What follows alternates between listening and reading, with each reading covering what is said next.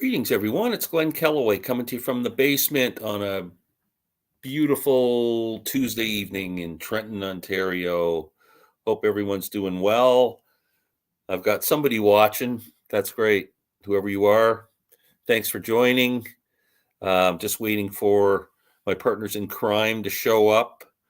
Sam St. John and Rob from Northern Revolutions. I think we have a pretty fun topic for a chat tonight, but I'll wait until they get here before we introduce it. Everything's going pretty well. I'm recovered from my cold, and my wife's still recovering from hers. Zero now. We got zero watching. I turned somebody off. Wow. There, we're back again.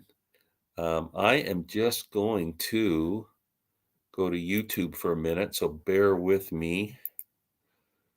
I got to try and find my live chat. And it says I'm live here. I don't know if I can go in and... Oh, hold on a second. Okay.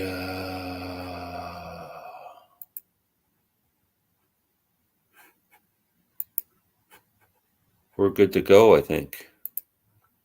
Very cool.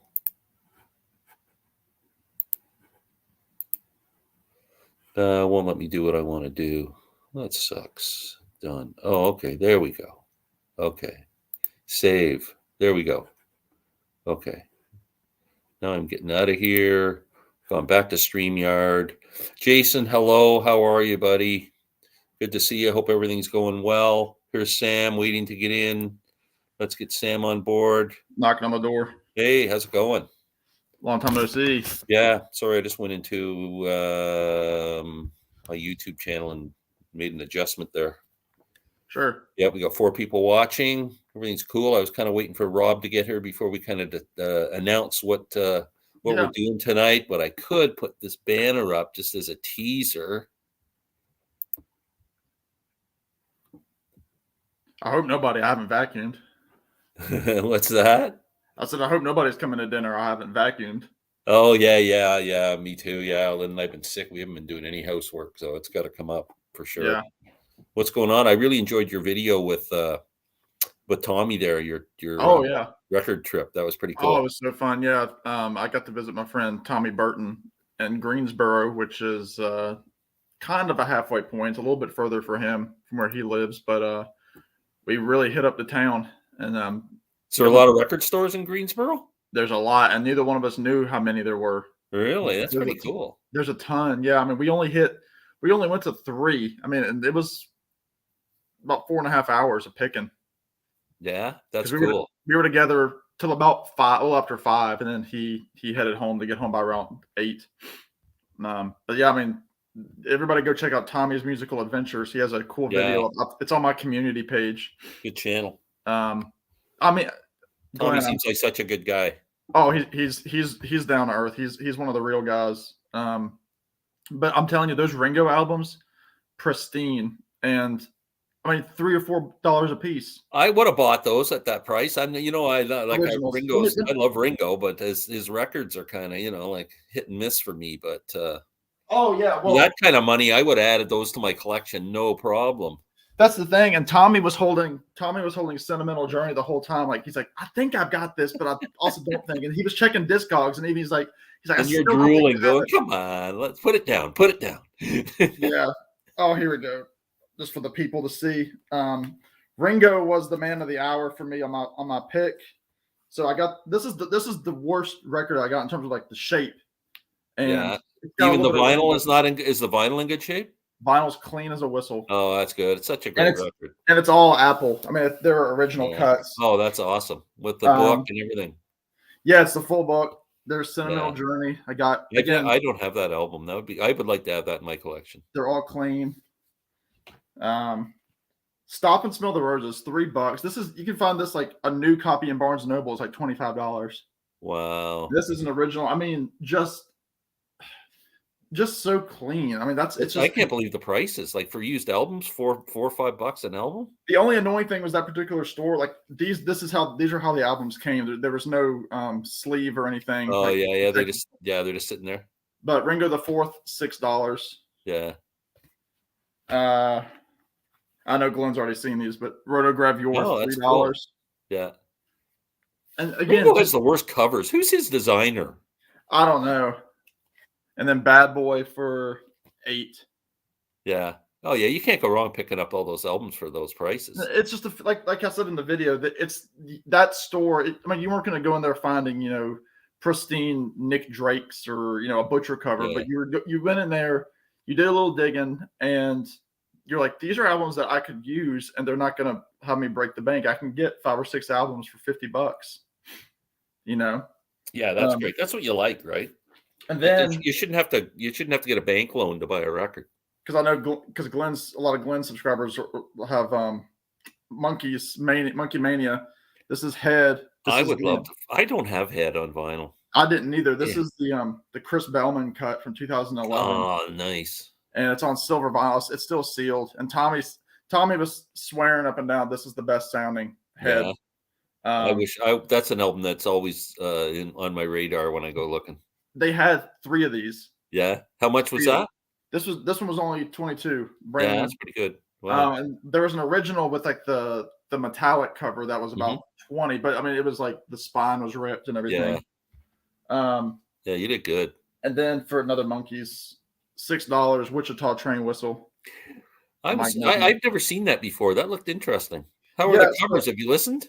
I haven't listened yet, and it's studio musicians doing like wacky versions of Nez's songs. This was right when he quit the Monkees. Yeah. And so a few of these songs were songs that never even made it. So like the songs on here: 9 Times Blue, Carlisle Wheeling, Tapioca Tundra, Don't Call on Me, Don't Cry Now, While I Cried, Papa Jean's Blues, You Just May Be the One, Sweet Young Thing, and You Told Me. But cool, great, nice selection of songs. Yeah, but like Tommy said, I've never heard it, but he said it's like the first alternative album.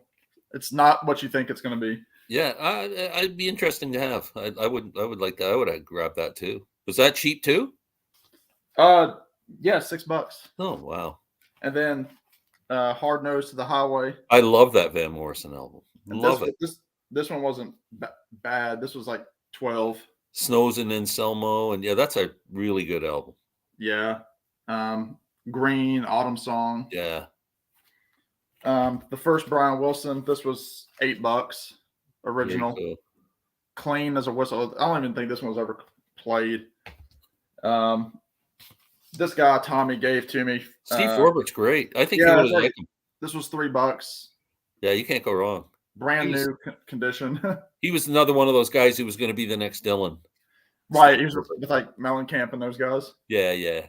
And then finally, Jackson Browne, Saturate. Just a freaking great album from start to finish, that one. And just clean as a whistle. I mean, wow.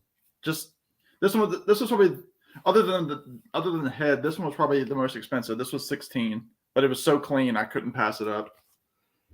So Steve Forbert, back in the 90s when I was working at Mariposa Folk Festival, I took Steve Forbert to his gig. He was playing a gig in a bar in downtown Toronto. I took him there, and he was playing all new songs that he'd written. It was kind of the first night he'd ever previewed any of these songs in front of an audience. And the soundboard guy was recording it for him. And at the end of the show, he was really concerned that he get that tape. Really? And he said to me, can you get the tape? So I went to the guy, and the soundboard guy left and took the tape with him. And Steve Forbert's freaking out, like he not mad, but just concerned. And I said, "Don't worry, we'll get that tape back for you." And him and I drove around I contact one guy. I go, "Do you know where the sound guy went for this?" "Yeah, I think he's over there. He's in here." Like we drove around for about an hour trying to locate this guy to get the soundboard tape back. Wow. But, all's well that ends well. He got it back, and he was really appreciative. And the one thing I noticed about him when I was driving around with him was he was so in tune with the world around him. Like he just kept looking out and people watching and stuff. You can almost see his wheels turn and going, "Oh, this would make a good song." It was like I could just watch him, Yeah. kind of thinking, "What's going to inspire me?"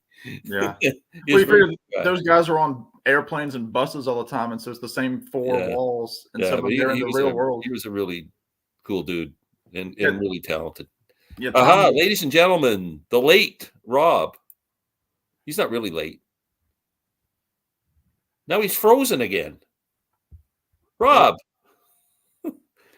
I don't even see him. Rob sent us a. You haven't put yourself in the video, buddy. I put you in. Maybe he's got his. All I got is Rob Northern Reflections. No picture. The thumbnail underneath is frozen. I'm removing him. As we Rob, should. go out and come back again.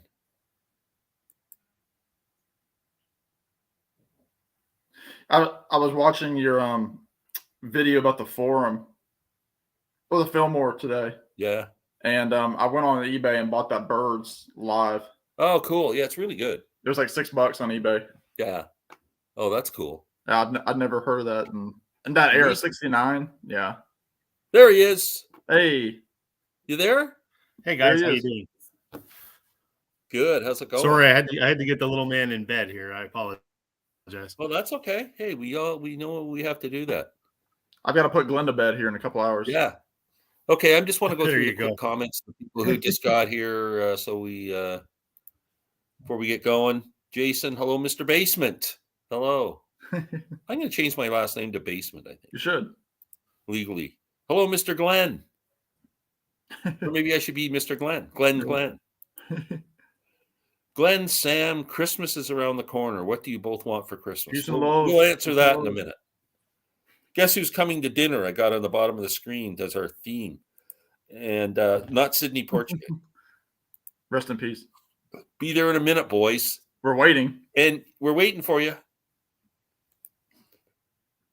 Evening, everyone. Mr. Breyer. Hey, Briar. Very late here in UK. I'm off to bed shortly. Thanks, Bruce. We'll try and get some action-packed stuff here to keep you awake. Uh-oh. Okay, so let's answer this question here. Sam, Glenn, and Rob. Christmas is around the corner. What do you want for Christmas? Let's see. I want the Sail on Sailor box set, the Beach Boys. That's the big one. I also would like Lyrics, Paul McCartney, the 2-volume book. Oh, yeah, I got that for Christmas last year. And the other thing, I'm trying to think of the other like big thing. Any kind of like I put like I need record shelves in my apartment. So like that was on the list. Do you have an IKEA close to you? No, the closest one's actually in Greensboro. I wonder if they'd ship cheap or something, but look under Calyx, Kallax. Yeah, because I remember I asked Josh at the flip side what he uses because I love his setup, and he said IKEA is the way to go. Yeah, it is. Calyx. Look at that. Kallax. That's the one. And the last big thing that I want, and you can get them 2x2, like one on top. Yeah, of it's stackable. 2x2, like so there's 4 spaces or however big you want them. Which is great for my apartment. I mean, as you know, it's a small apartment, so room is tight. But I buy the 2x2, so I got 4 cubes, and I stack them on top of each other. I got 6 of them. Yeah, but yeah, those are the big things, and also the Birds, the new Birds book. Yeah. But I asked for the Birds, the studio album box set on CD. I think it's called the Complete Collection or something. It's just a small box. So I know I'm getting. I already know what I'm getting for Christmas. So I don't know if I should let it out of the bag or not. Because we always kind of tend to just get what the person won't ask for. Oh yeah. So I think I'm getting the new Zappa box set. I think I'm getting that Birds one, and there are a couple other things. That's another thing, Glenn. That a couple of those stores in Greensboro, there was one section. There were probably 30 Zappa albums. Oh no! And the one where I found all the Ringos, a whole wall of Beatle bootlegs. Really? Yep. Wow. Yep, just massive, and Tom Petty bootlegs too. Yeah. Wow. Yeah, you never know what those bootlegs are going to sound like. No, but I mean, some of them. I mean, a lot of them were fairly new. Like, Cool. So. You getting anything for Christmas, Rob? Or is it all about the boy? I'm on the naughty list. Are you? No. It's all about the boy. My wife and I decided years ago that we don't need anything for Christmas, so we just spoil him instead. Oh man, I can't. I'm still a big kid. I gotta I am too, I gotta but give people gifts, and I like getting them. I don't care. I just do. I have never grown up from the time I was 6 years old. I could go under the tree when everybody's sleeping and open all the presents up. Shoving in cookies and milk. Oh yeah, yeah, it's bad. Yeah, today we had our work Christmas party, and I came home with so much junk, like candies. I got a basket on Sunday from our church from being in the band. It was like a Christmas, like, thank you for being in the band. Oh, cool. 2 full bags, 1 bag of chocolate covered pretzels, 1 of vanilla covered pretzels. I was like, good grief. And like those gummy fruit slices. I was like, you're killing me. I've spent a year and a half losing weight. Now I'm going to go and eat like a pig for 2 weeks here. Yeah, Christmas. Yeah. Just takes 10 days or so. Oh, God. Hey, Harry. Hey, Harry. Briar. Funny enough, I just listened to Holland for the first time recently. Really great Beach Boys album. Yep. I've never heard Holland. Yeah, that's when Blondie Chaplin and Ricky Fattar joined. That's Sail on Sailors on that one. I love that song. Hey, Chris. Hello, guys. Hello, Christopher. I'll peek at the presents and then pretend to be excited at what I got. Yeah, no kidding. Yeah, I'm pretty bad. Anyone read The Vinyl Detective? It's a hoot. Put it in your stocking. I have not. I've never heard of it. That's a book. I've never heard of it either. I might be looking that up. It's the latest Hardy Boys book. The new Zappa Walk is going for 82 Australian dollars. I don't care if that's $882. I'm getting it. Like it's already released, and if you go on the Hoffman forums and under the chats for it, oh my God, it's just like I'm just drooling. Like I just want to go upstairs and find it and grab it. That's my grail for Christmas grail this year. Stuff yourself greatly. I'm sure we are all going to. Absolutely. Yeah, I got my turkey this week. So did I. Yeah. Okay, so guess who's coming to dinner? Speaking of turkey. Yeah, last week we were doing our chat, and then just out of the blue, we mentioned something about if you could have somebody over for dinner or something, and then we went, well, this would make a great topic for the next week. So we dropped it, and we've been talking back and forth all week. So the premise is we're picking 10 artists each. They have to be still on this side of the grass, no deceased people. And you get to invite them over for dinner. You can spend the evening with them. You get it. They can play music for you all night long, but you get to request at least one song that you want them to play for you. And if you want to join in, go ahead. Yeah, definitely. So we picked 10 people each, I believe. Yep. Now, did you all rank who? Like, I didn't really. Not really. You? I mean, I pulled based on preference. Yeah. I have 2 that are like the top of the list, and then everyone else just whenever. Rob, if you want the Cosmic Torpedoes, just ask us. We're right here. Yeah, ask us. Yeah. Well, I'm afraid of what your retainer might, what your rider might be, and how much you're going to charge. Well, we like jelly beans, ketchup chips, and ketchup chips and jelly beans. Well, maybe we can do that. And but with Sam's record, he can't get across the border, so I have to go down to the States. Oh, there you go. Yeah. So tough. It's almost felonies on his record. Oh yeah. Okay, so how do you want to do this? Just one each? We'll go around. Yeah. Okay, I didn't rank mine, so I'm just going to kind of do them.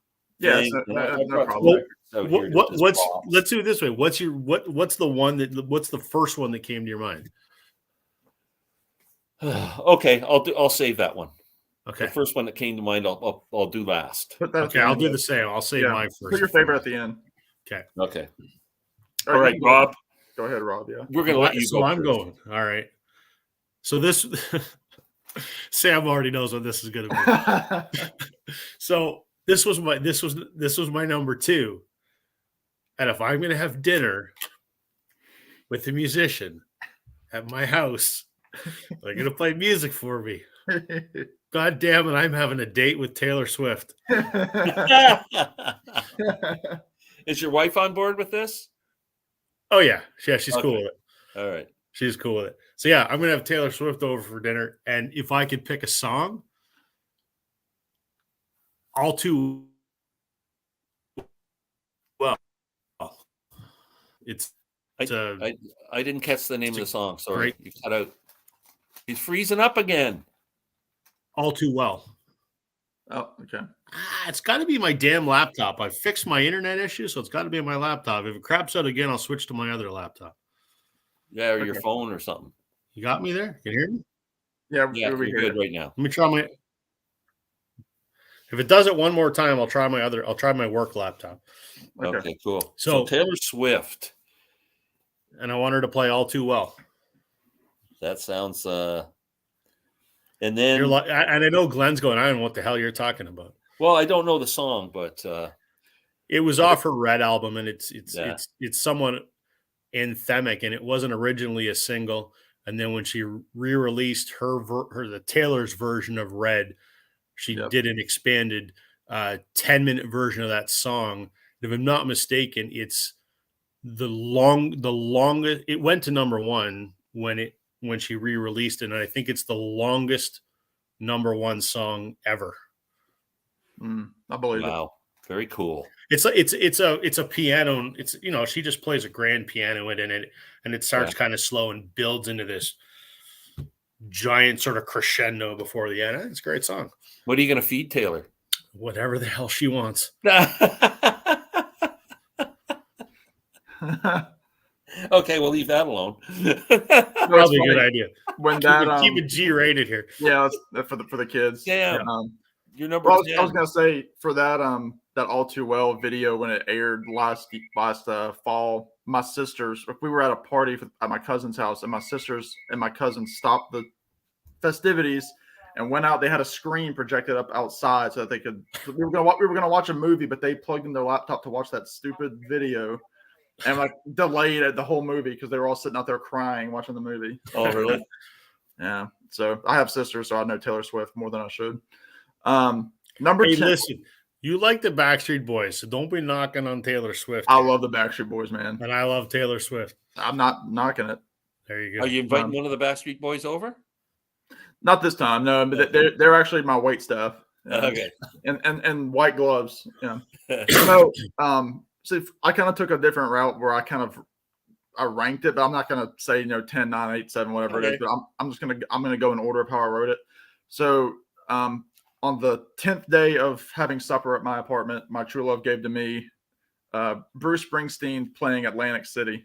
Oh, nice. I never thought of the boss. Yeah, and he's going to do it Nebraska style, where it's just him with the harmonica and the guitar hanging out in my apartment. And we're just talking because Bruce Springsteen, if you've ever read Bruce Springsteen, we're just looking at his lyrics. That man's a storyteller. So that would be a fun meal to have. Just swapping stories. Well, him just telling stories about everything, and then he pulls out that monster of a song, Atlantic City. I'm just like imagining having a couple of beers under us and him just pulling out Atlantic City with the harmonica and the guitar and just doing like a soft mandolin along to it or anything. I'm not touching an instrument with any of these artists. I'm letting them do it. No. All right. No. So Bruce Springsteen, Atlantic City. Bruce. Yeah.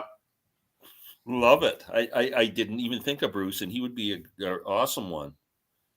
Okay, what would you feed him? Off with a female what artist. Would you feed him? What would I feed him? Barbecue or something? What would he want? He'd probably want something hearty from like a boardwalk or something. Like a I think he'd want like a chili dog or something. I think it'd be like a steak and potatoes kind of guy. Yeah. Probably. Well, he's pretty lean, so it's hard to say. Yeah. Yeah, just give him a salad. We want to keep Bruce skinny. He's got a tour to do next. Yeah, but I don't want that. Yeah. Okay, my number 10. I'm going with a female artist. My second favorite singer of all time, behind Janis Joplin, favorite female singer, Norah Jones. Ooh, good one. I love Nora. She could sit and play the piano for me, the guitar, whatever. I just think she's got an amazing voice. This live album came out a year or so ago, and she does a cover of Black Hole Sun. Oh, what? 7-minute cover of Black Hole Sun that is absolutely incredible. Wow. And that's what she's going to play for me. Wow. Norah Jones. Did you ever hear that album she did with Billie Joe Armstrong from Green Day? Yeah, the Everly Brothers. The Everly Brothers, yeah. I love it. I got it on vinyl. It's fantastic.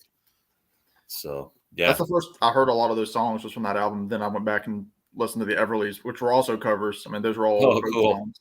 Yeah. Wow. Is that album available on vinyl Yep. still? Yeah. Yep.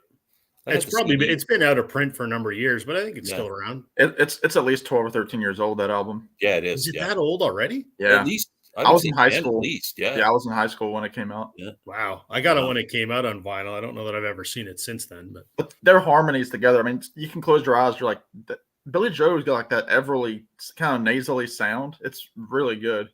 which surprised the hell out of me. It's not what you'd think, right?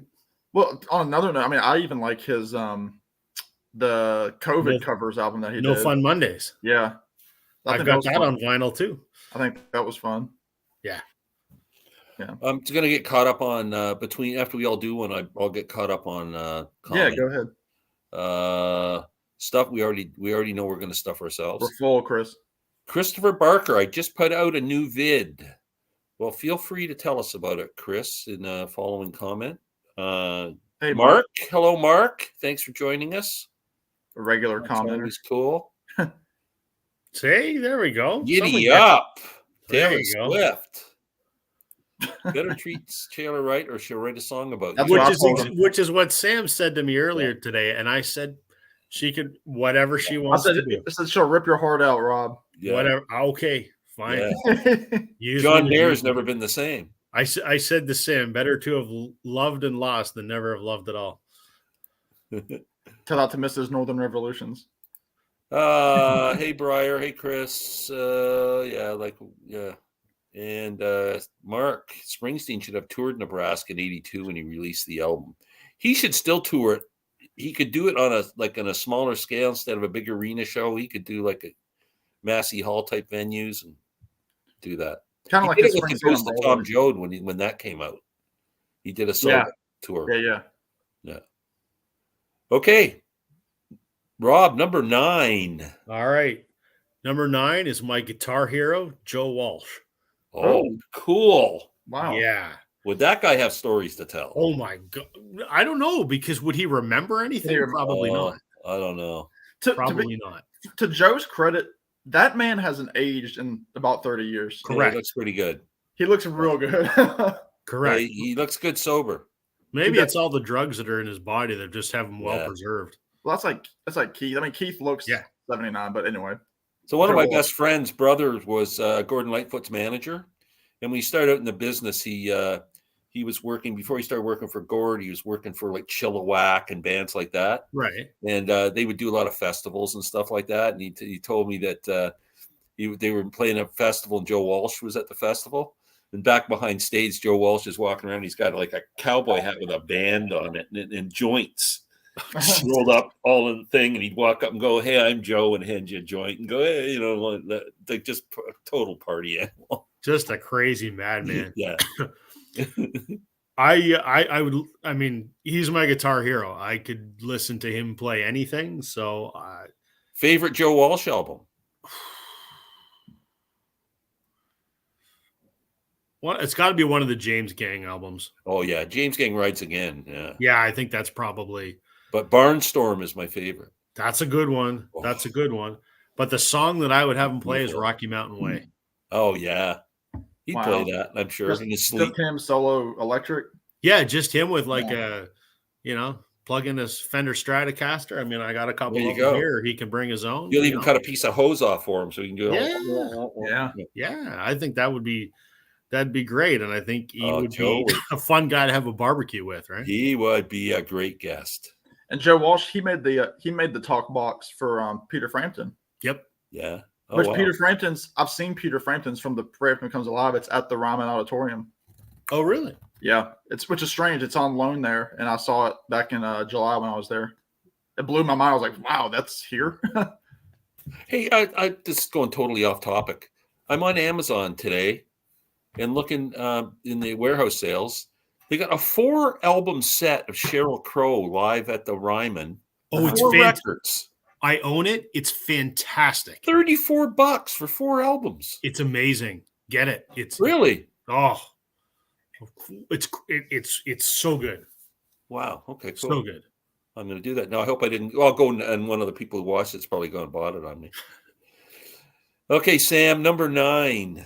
Yeah, and I failed to mention because a few of these are people I've never seen live. Like Springsteen, I've never seen, and this guy I've never seen. But for the ones that I have seen live, I'll go ahead and say I picked songs that I've never heard them play live, like when I saw them. So like it would be all new. These are all new to me to hear live. So anyway, with that being said, number 9, I had Bruce Springsteen here last night. Tonight I've got Mick Jagger. Oh, wow. And he's gonna sing Moonlight Mile. Oh, my favorite Stones song. Yeah, and he can play it on guitar too because he's playing that part, So just to hear that solo acoustic with maybe him toning down his voice a little bit because he doesn't have the orchestra. And you want him to add some harmonica because he's such a great harp player. That would be. He can pull out the harmonica too. Bruce Springsteen left one behind. He'll just use that one. Hopefully it's the same key. But yeah, Moonlight Mile from Sticky Fingers, the final track. I think that would just be stunning to have him do that acoustic without the Stones. So good. Yeah. Man, you guys are knocking it out of the park here. I'm going singer-songwriter here. I did get to see this guy live in 1978 at the Roxy in Toronto. Tom Waits. Ooh. Tom's got to have some stories. He might show up later on my list. He might. And I'm going to get him to sing the title song from this album, Hard as Saturday Night. Perfect. Yeah, nicest guitar and Tom. Now, well, you already have the cigarettes there, or does he got to bring his own? He's going to have to bring his own cigarettes, I think. Yeah. I don't know if he still drinks. I got some Bob Dylan rye sitting up in the cupboard. I'll give him some of that. They're good buddies. Yeah. There we go. Tom Waits. Cool. Yeah. He might show up again. Who knows? Okay, let me see what's going on here. David Sanchez, Springsteen's keyboard player, played solo for me in the studio in a session I was producing at New York at Right Track Studio. Wow, very cool. That's interesting, Mark. My new Vintage Talking Music CDs I got. Very cool. We'll check that out. Everybody go to Christopher Barker and watch his videos. Yeah, Moonlight Mile. Yeah, it's killer. Now, here's a question before we start round 3 here. Have either of y'all been in a room with an artist where they're playing songs for you? Like I know Rob has connections with some of the Blue Rodeo guys, but like, have you been in a area where like they're like, let me play this for you, or like a jam or that kind of thing? I have. Yep. When I worked for Mariposa, I had quite a few opportunities to sit with people and while they were just kind of warming up or playing, and I'd just me sitting there. So a lot of Canadian folk singers. I don't know if you ever heard of James Keelahan. He was one. He sat with me. He was sitting. We were just hanging out outside in the parking lot. Wow. And he was playing some stuff. Willie P. Bennett. I was stuck on Toronto Island with who was it? Valdy. No kidding. And another guy. And we missed the last boat back after the performances.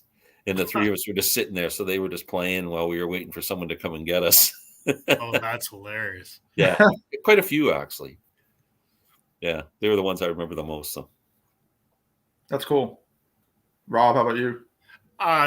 Like you said, a couple of the guys from Blue Rodeo. I mean, my buddy Bob, more times than I could count.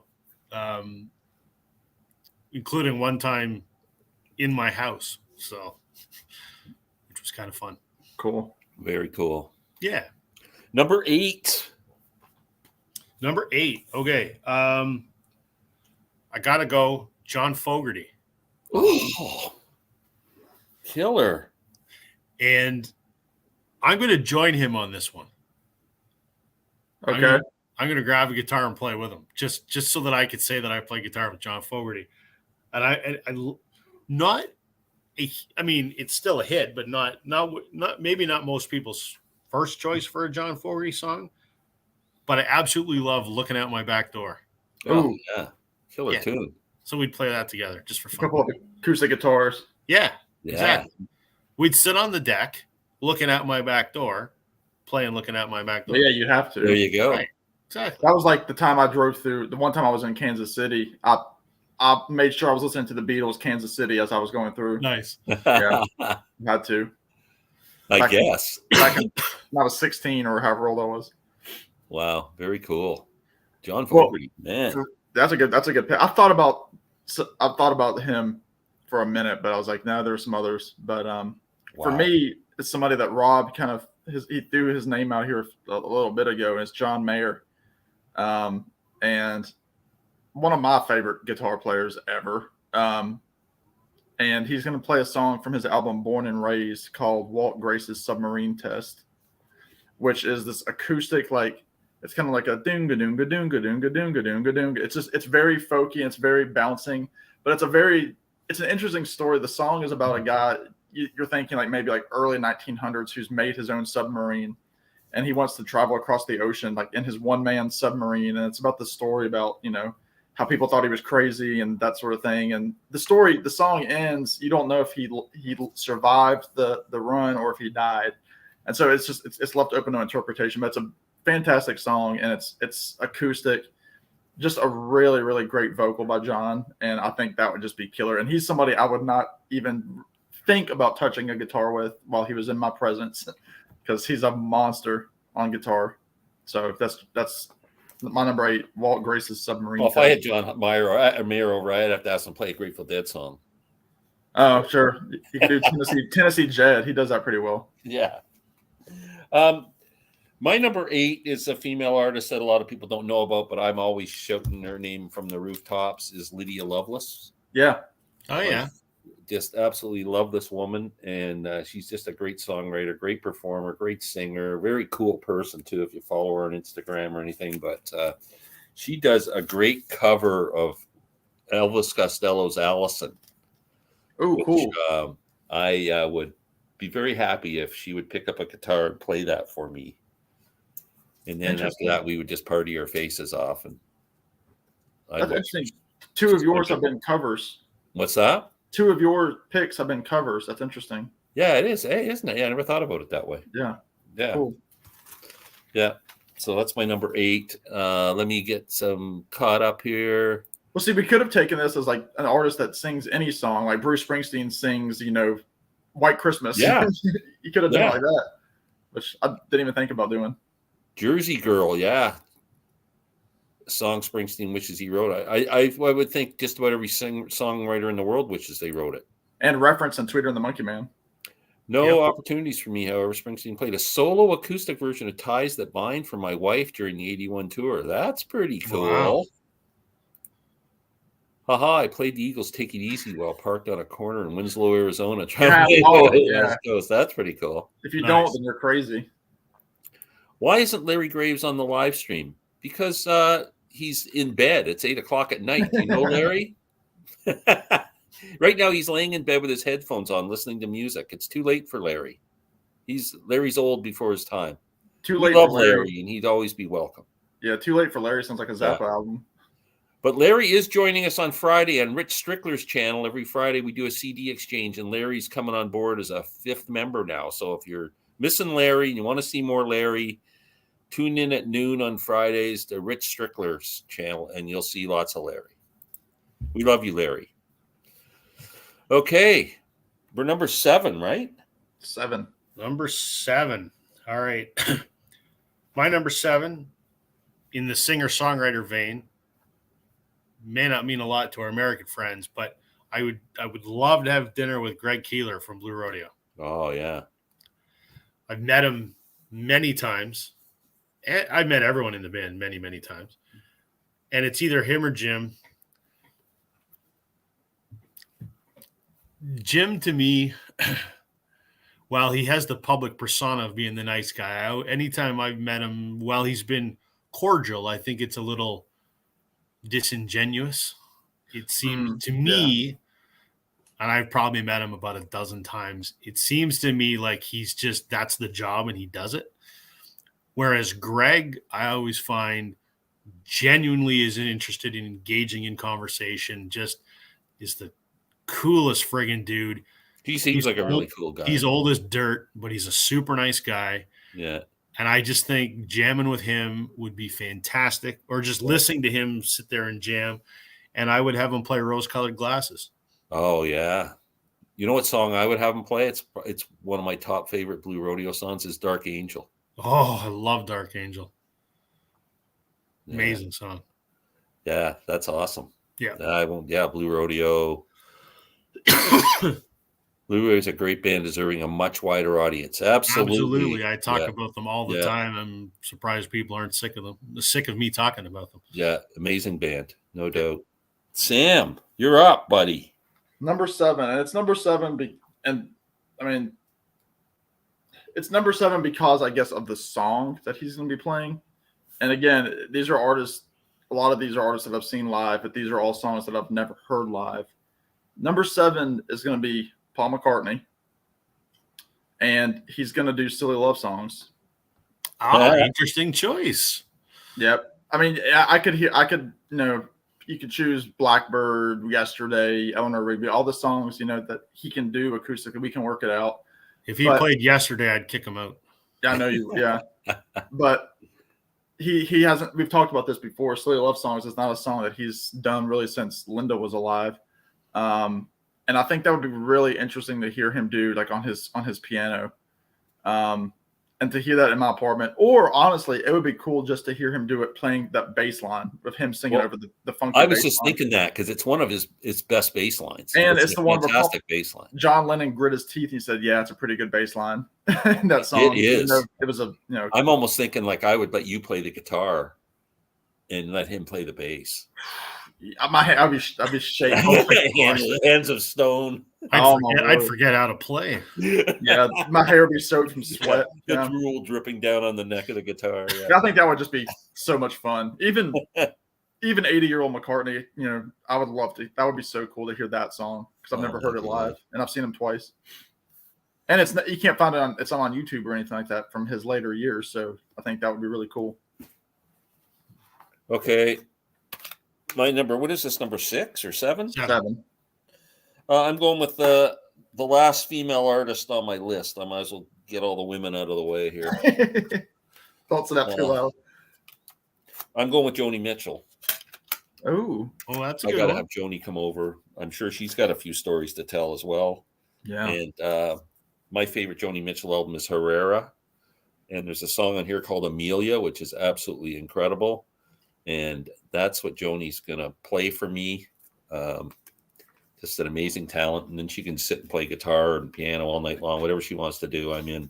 So. And the fact that we know her voice and everything are intact.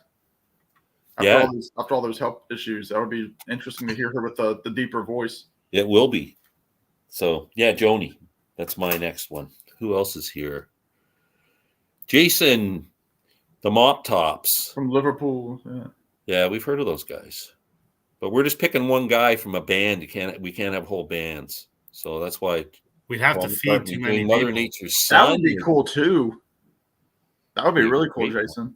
What if he's ever done that live, Mother Nature's Son, on any of his tours? I don't recall. I've seen him a couple of times. I don't recall him doing it. Yeah, I don't think. Maybe in the Back to the U.S. tour. That's when he was doing a little bit more of those deeper cuts. I don't think so, because I was on that too. I went to I don't think. Or even on a live album, like of all the live albums he's got, I don't think it's on any of them. He's definitely done I Will, which would be the other song that I think of, like acoustically.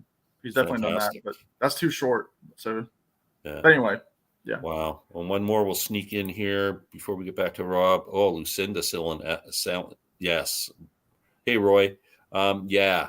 Lucinda singing Essence. Lucinda could sing anything, but Essence is a great song. Glenn, do you want to I'm not telling you how to do it, but do you want to like tell some of the later arrivals what we're doing? Yeah, I guess I should. So we entitled this I entitled it Guess Who's Coming to Dinner. It was an idea that came up last week in our chat. We decided to make it a topic for this week. Is we're picking 10 people each that we would like to have over for dinner, play some tunes, and we get to request at least one song that they have to play for us. So that's kind of the thing. These people have to be on the right side of the grass, still breathing, still have a pulse, and we can't have bands, we can't have deceased people, so it's got to be one person from a band or whatever, and that's what we're up to. And Rob's next. I'm next. So number 6, not a person you would think of doing a song by themselves. However, this song would work. I'm going to have Bono over for dinner. Cool. And he is not a great guitar player, but he does play guitar. Not as much since his bicycle accident injury, but You can help him. I don't know. I would have him play the song Kite, which was from All That You Can't Leave Behind. Yeah.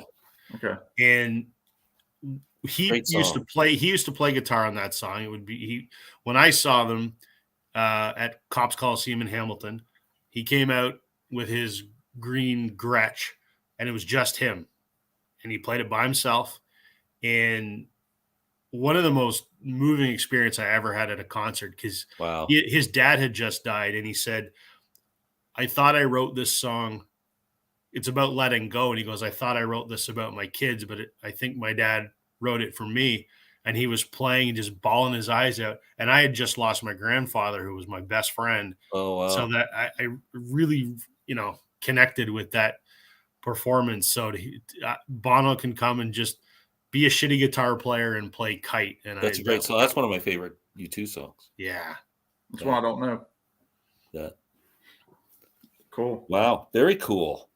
It's funny concert memories, eh? Like there's certain points at concerts or certain songs that you take you with you for the rest of your life. Like I will you never can watch a 2 or 3 hour show, but it's that 1 5-minute segment that you just never forget. Never forget as long as I live. Yeah. Very cool. Sam. This is probably my sleeper pick. And this one, I guess I would accompany this person because they're more a vocalist anyway. They're not. No, I don't think play any instruments that I've seen live. I'm having Art Garfunkel over, and he's going to do "April Come She Will" by Simon and Garfunkel. Wow. Yeah, I love Art Garfunkel's voice, and I was doing this list, and I was like, I could pick, somebody like Bono. I could pick, these big names, and I was like, no, Art Garfunkel. And actually, originally, I wrote "Bridge Over Troubled Water," but I said no. I want to hear him do "April Come She Will." It's a short little song, and it's one that I play on guitar modestly. I think it would just be awesome. So what you're saying is it's Sam and Garfunkel. Salmon and Garfunkel, yeah. Yeah, perfect. Salmon and Garfunkel. Salmon and Garfunkel. Yeah. Right on. I think that'd be cool, and especially since he had like that vocal scare probably about 8 years ago, and he's regained a lot of his voice back. It's not the same, but it's very fragile, but he still has it right there, and I think that would just be wonderful to hear that song. It's one of my favorite Simon & Garfunkel songs. Very cool. So, that's awesome. Art Garfunkel. That one came out of the blue for me. Yeah, it did for me too. Yeah. Okay, I'm going with my favorite guitar player in the world. So, I'm right here. Come over, Ry Cooder. Ah. Okay. This album called Get Rhythm. There's a song on here called the 13 Question Method, where he just plays like a bluesy kind of a slide, kind of a picking thing, and it's just the guitar is so good in it. And I mean, I just love Ry's playing, and he's such a cool guy. So cool. Ry Cooder's, man, he could almost be number one for me coming over. But did you meet him? No, never. I've seen him live a few times, but no, I would love to meet him. He would be at top of my list. Did you see him with Taj? I saw him with Randy Newman at Massey Hall in like 1973. Yeah. Yeah. And I've seen him with David Lindley, a few people. But, cool. Yeah. John Hyatt. Yes.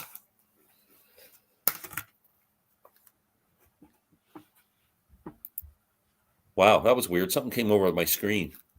Like a big advertisement. Some spam. Weird. Spam. Yeah. Okay, let's see if we get got a few there. Marta Gabriel. I've heard that name. Yeah, I don't know her. She's the vocalist of Crystal Viper, but I have no idea who that band is. Nope. I don't know why I've heard that name before because it's so distinctive. Hello, record collector. Hi. Salmon and Garfunkel, yes. LOL. Gordon Lightfoot doing Early Morning Rain would be more than acceptable. Oh, yeah. Gordon That- almost made my list. That would be a lot more than acceptable. I get the feeling Gordon's going to show up somewhere. Oh, interesting. Okay, Rob, you're Top next. five. What are we on here? Like number 5? Yeah. Well, not top five, but yeah. My number 5 is one of the musicians that had such a huge impact on my teenage years. I would love to have over, even though he can be a bit of a douche sometimes, Noel Gallagher from Oasis. Oh, cool. Oh, And of course, he's going to play Don't Look Back in Anger. Oh, yeah. I mean, what else would you pick? And the importance of being idle, maybe. I mean, there's some other amazing songs I'd love to hear. There's some good ones. Champagne Supernova, or I'd like to hear. Oh shit! I mean, but that song is so, for me. Wonderwall. I wouldn't mind hearing Wonderwall. But I'm not a big fan of Wonderwall. No, I like this. No, but when I was getting into music when I was a teenager, and I've said this in one of my very first videos, that What's the Story, Morning Glory was the first album I discovered myself. It wasn't something that I'd heard from my dad or from my friends, or it's the first one I discovered on my own. And I played the living daylights out of that album that summer. And it's one of my top 10 albums of all time. So I'd like to hear Don't Look Back in Anger. Yep. Very cool. It's in mine too. Number 5. This is a big one. I just saw this gentleman this year. Seen him one other time before that, but he never did this song. And I would love to hear him do the song solo on the piano. I'm talking Elton John. He's going to do Madman Across the Water. Oh, man. Wow. I never thought of that. Yeah. And he still does it. He still does it too. And I've heard how it sounds now with him. He still kills it. I think he would be a great dinner guest. I think absolutely, especially as he's gotten older. He's mellowed out, and he just seems like a really, really down to earth person. Yeah, I mean that could happen for Glenn and I. He has a house in Toronto. Yeah, we could run into him. As his husband is from here, so okay, it could happen. Yeah. Has anybody heard that? Like, I hear good things about that 50th anniversary release of Madman Across the Water, the box set. It's supposed to be really amazing. Has anybody heard it? I have it. Do you? And yeah, I like it a lot. The best stuff is the live stuff. Really, eh? With Isn't there some? He's just sitting somewhere playing this stuff on a piano somewhere or something, or so there were a few demos. There's a few demos. Yeah. I'm really seriously thinking about getting that. You should. It's going to show up at my year-end list for reissues. But wow, yeah, it's really good. And there's the demos. I mean, as you can imagine, him on just piano. Yeah, killer. But yeah, Madman Across the Water, number 5. Very cool. Okay, I'm going with. Yeah, I'm a huge Grateful Dead fan. I can't have Jerry because he's gone. Mm-hmm. I got to have Bob Weir. He was almost on my list.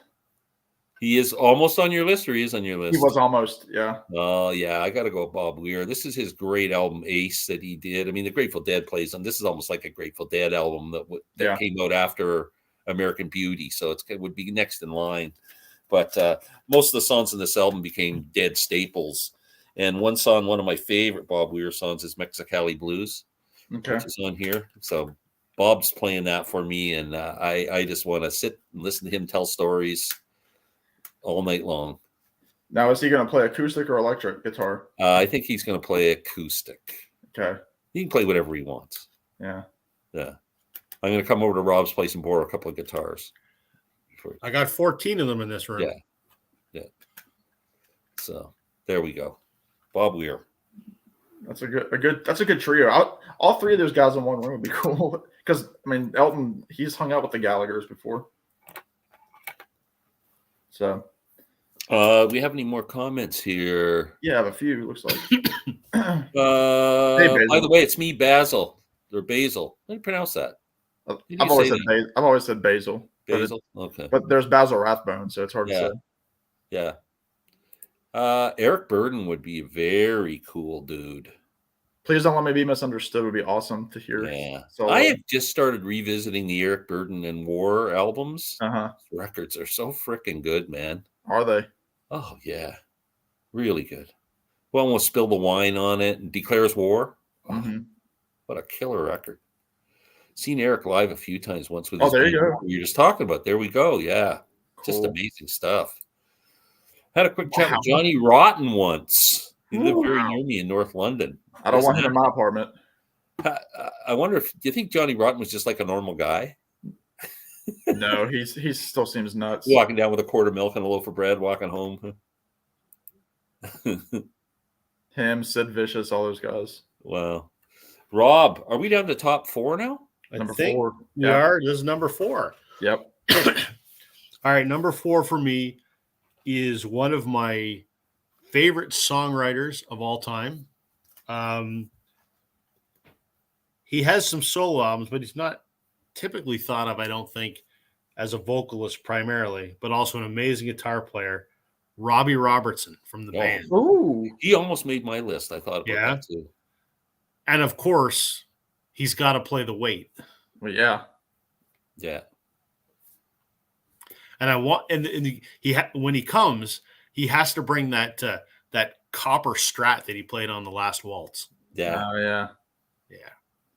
Wow. Awesome. Yeah, he would be an amazing house guest. There's no doubt. Yeah, I think he would be. I mean, I don't know. I don't know. I sort of get the impression that he might be a little.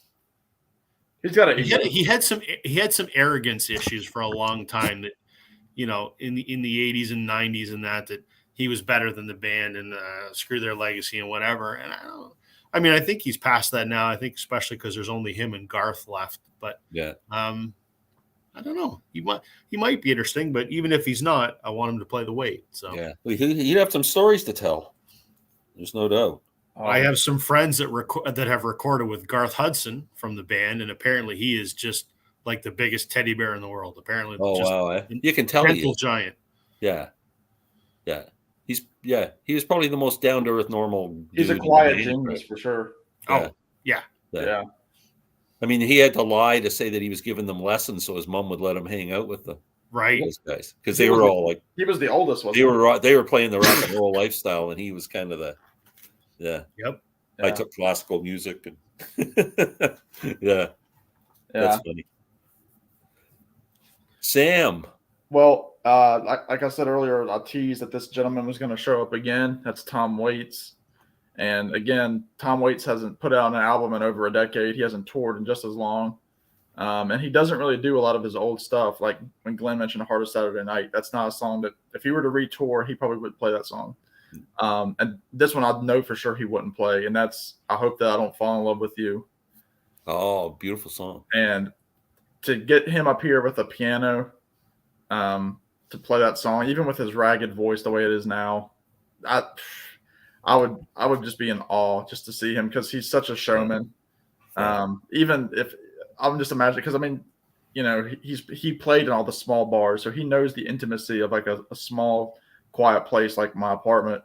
And I think that would just be incredible to see him play the piano, whether it was in tune or not, and to play that song. He'd be better if the piano was out of tune. That's right. The piano's been drinking. He could play the piano has been drinking. That's right. Yeah. But yeah, that would be a dream to hear him do that song. Yeah. Yeah. The other song I thought I wanted to pick for him was Tom Trobert's Blues. Oh, interesting. Oh, I love that song. Wow, that's pretty cool. Okay, so next for me, how am I going to do this? What order am I going to do this in? Oh my God, it's getting tough here. I'm going with a guy who just this year became one of my favorite songwriters of all time. I can't stop talking about XTC, Andy Partridge. What a songwriter this guy is. He's incredible. And he's the coolest guy. Like if you haven't seen the documentary, This Is Pop, about XTC, you're missing a great music documentary. And this is my favorite XTC album, English Settlement. Become one of my top 10 albums of all time. This album is just a masterpiece. And Andy Partridge, I absolutely love the guy. One cool dude, great songwriter. Okay, let's see what else is coming up here. Psychos Platters is here. Good evening, all. Hey, Paul. JT's with us. Hey, Hey. JT, how you doing, buddy? Love JT, Reno, yeah. Nevada. John, hey, John. Hey, guys, Sam, I posted the contest video. I'm not sure I if you have saw not. it. I'm going to your channel now to add it to my playlist. So It don't only forget. qualifies if you're walking, John. Yeah. Exactly. Robbie Robertson. Yeah, his first solo album, the self-titled Robbie Robertson, somewhere down the I Lazy can't River. get into his solo stuff. I've Oh, tried. really? I've Can't got do all it. his solo albums. I love them. Love them. I saw 2 copies of his first album at 2 different stores when I was in That's Greensburg. a great record. I'm having trouble connecting. Yeah, and they were both clean as a whistle. My network. Robbie Robertson is a great. Yeah, okay. And what else? Tom Waits would have some great stories, even if he was making them up. Love Yeah, the oh, yeah. song Glenn picked. Well, Tom Waits is made up. He's not. That's not who he is. My eyes can't keep open. See you all. Thanks, Bruce, so much for hanging in with us. We appreciate it. We're going to stay up all night, so when you get up in the morning, we'll still be here. Yeah, no problem. You won't miss anything. The chat's always up. Anybody wants to watch it again, just go under my live section there, and they're there. Okay, so now we're on number 3. Yeah. Number 3. This person is a genius of a songwriter. Not such a great performer anymore, and I don't think this song would be as good without all his other vocalist backing people. But I want to hear him do it just because of the sheer genius of the man and the song. I want Brian Wilson to come over and do God Only Knows. Oh, Lord. He almost made my list, but I've heard him do it live before. So I have too, but I want him to do it for me at my house. Right. Bring over a piano, sit down, and you play that, and I would just marvel at the absolute beauty and genius of that. I mean, Beach Boys songs are great because of all of the complex vocal harmonies and whatever. And Brian's voice is, not as good as it used to be. Doesn't matter. I don't care how rough it is. I'd love to hear Brian Wilson just play that song for me. That would be cool. incredible. Who wouldn't want that? Yeah. Well, of course. Yeah. I would cry like a baby, I think. I probably would. Seeing him do that was one of the concert highlights of my life. Wow. In My Room would be another cool one for you. That would be good. Yeah. Yeah. Any of those ballads, Surfer Girl, Don't Worry Baby. Yeah. But yeah, God Only Knows. That's my favorite song of all time. So yeah. Great song. Wow. Very cool. Sam. Number 3, and I've been in love with this song since my freshman year of college is when I first discovered it. And I was looking up every different version I could find of it. And I found this one version of this guy doing it solo with an electric guitar. I want to say it might have been on Jules Holland or Graham Norton. Not Graham Norton, but it was like a Jules Holland type show.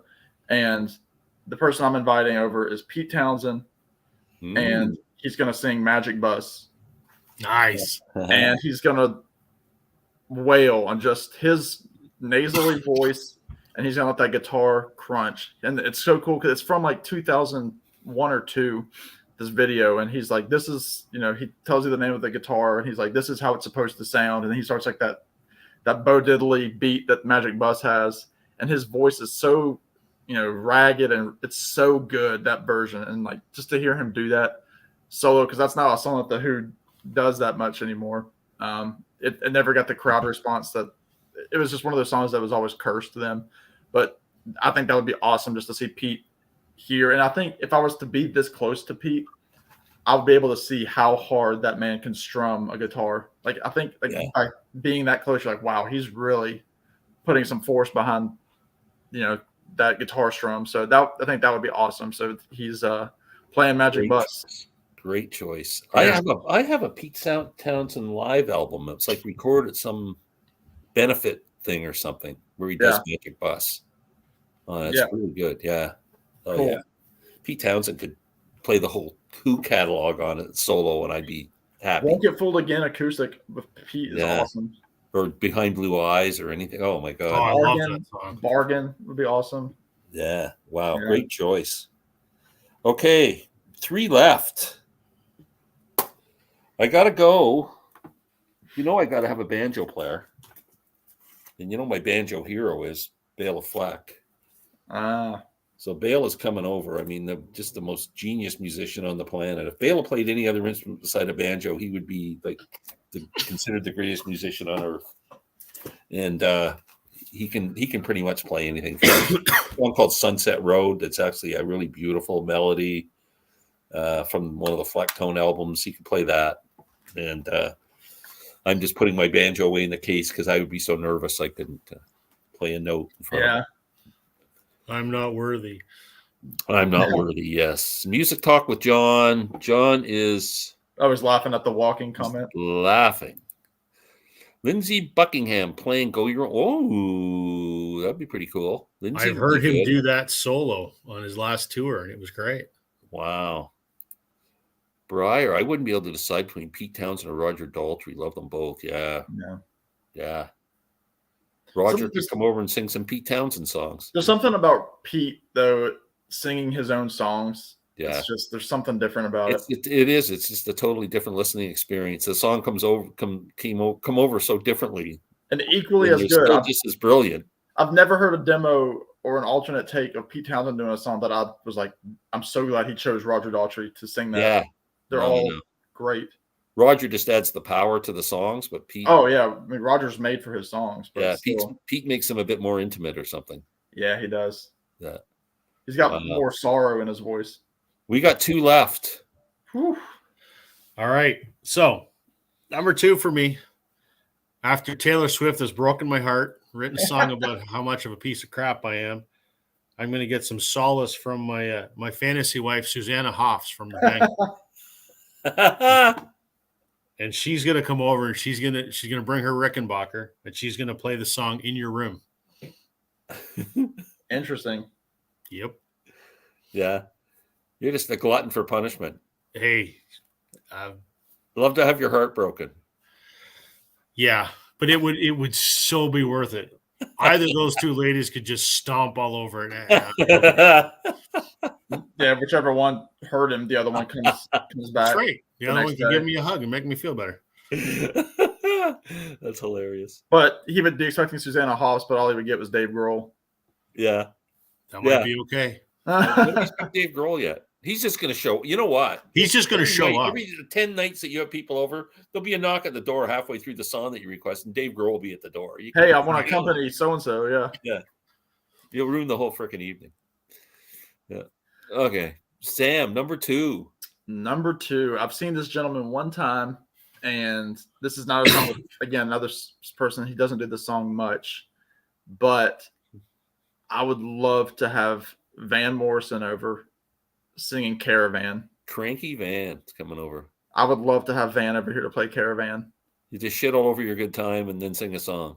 Hey, again, Van Morrison can break my heart too. Because I think that would be killer. But he would have to wear the white pants from the Last Waltz. Oh yeah, he's gonna have to do the Last Waltz. Oh, Jesus. Yeah, he's got to wear the white pants and kick down my Christmas tree. And that kind of jumper top that he had on. Yeah. He just maybe a little bit less sweat this time, but yeah, Van Morrison doing Caravan. And Van would be interesting to talk to because he'll tell it to you like it is. He's got some stories too. I mean, he's a genius.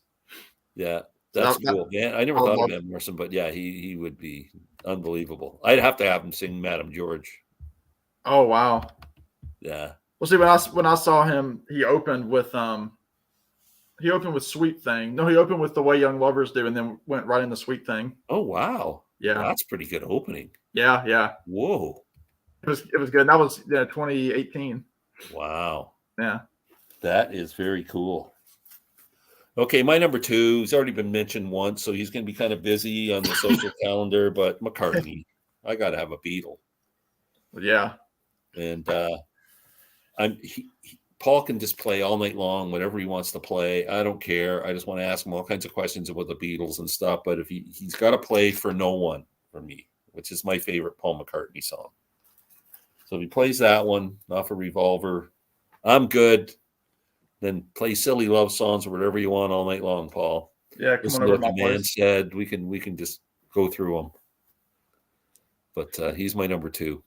And McCartney would be a good conversation. I mean, he's so down to earth too. Yeah. So Paul's got the whole, like the way he likes to interpret the Beatles story. Yeah. He's got it all memorized. It's so like his answers are always the Oh same. yeah. He Yeah. tells the same stories, and he doesn't ever veer from it. He's afraid of saying anything that might be, Mm-hmm. derogatory. I think that I would be so absolutely starstruck. I don't know that I'd even be able to talk. Yeah. I mean, to me, the man is not even human. He's Yeah, I agree. godlike in stature. He'll never know. know. Yeah. I'd just be like, "Hi, bye." Yeah. Just picking your nose. Yeah. Yeah. What you want for dinner, Paul? Right. I made you a steak.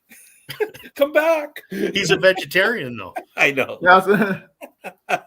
Paul, did I insult you? I can't believe it's not steak. Yeah. Yeah. Can't believe you didn't eat your dinner. That's awesome. Number 1. Are we down to number 1? We got some comments over there. Oh, we do. Okay, thanks for reminding me. Stay on the game, Glenn. Yeah.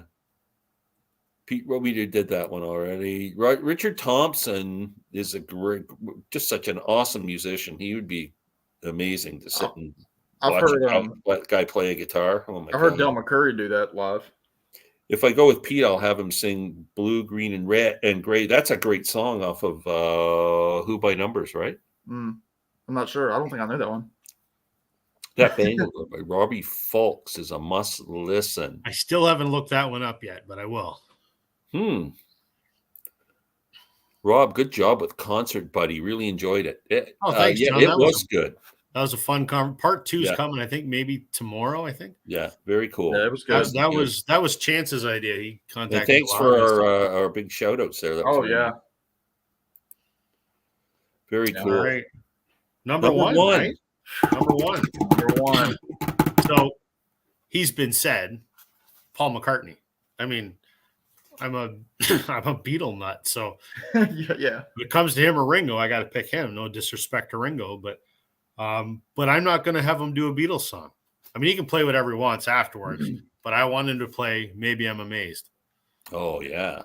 Just whether he wants to play it on a piano or a guitar or I don't care what he wants to play on. I just think it would be awesome to hear that. Yeah. Wow. Oh yeah. Great. And to Glenn's point, I just want to ask him 1,000 questions. Yeah. After you'd fallen on the floor and passed out for a few hours, though. I'll just type them out ahead of time and just get my wife to hand it to him. As you're falling, you hand them.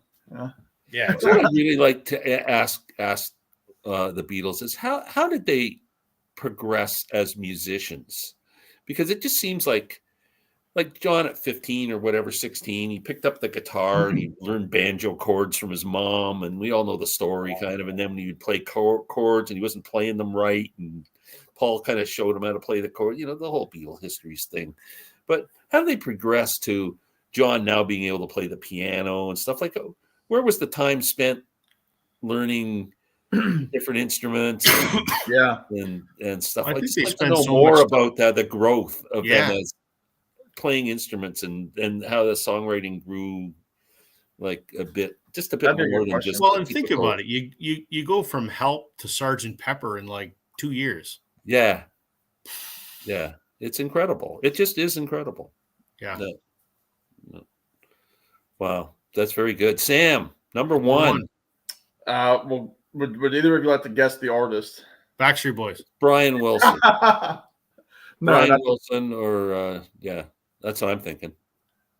Or Bob. You're missing a big one, Bob. Bob Dylan.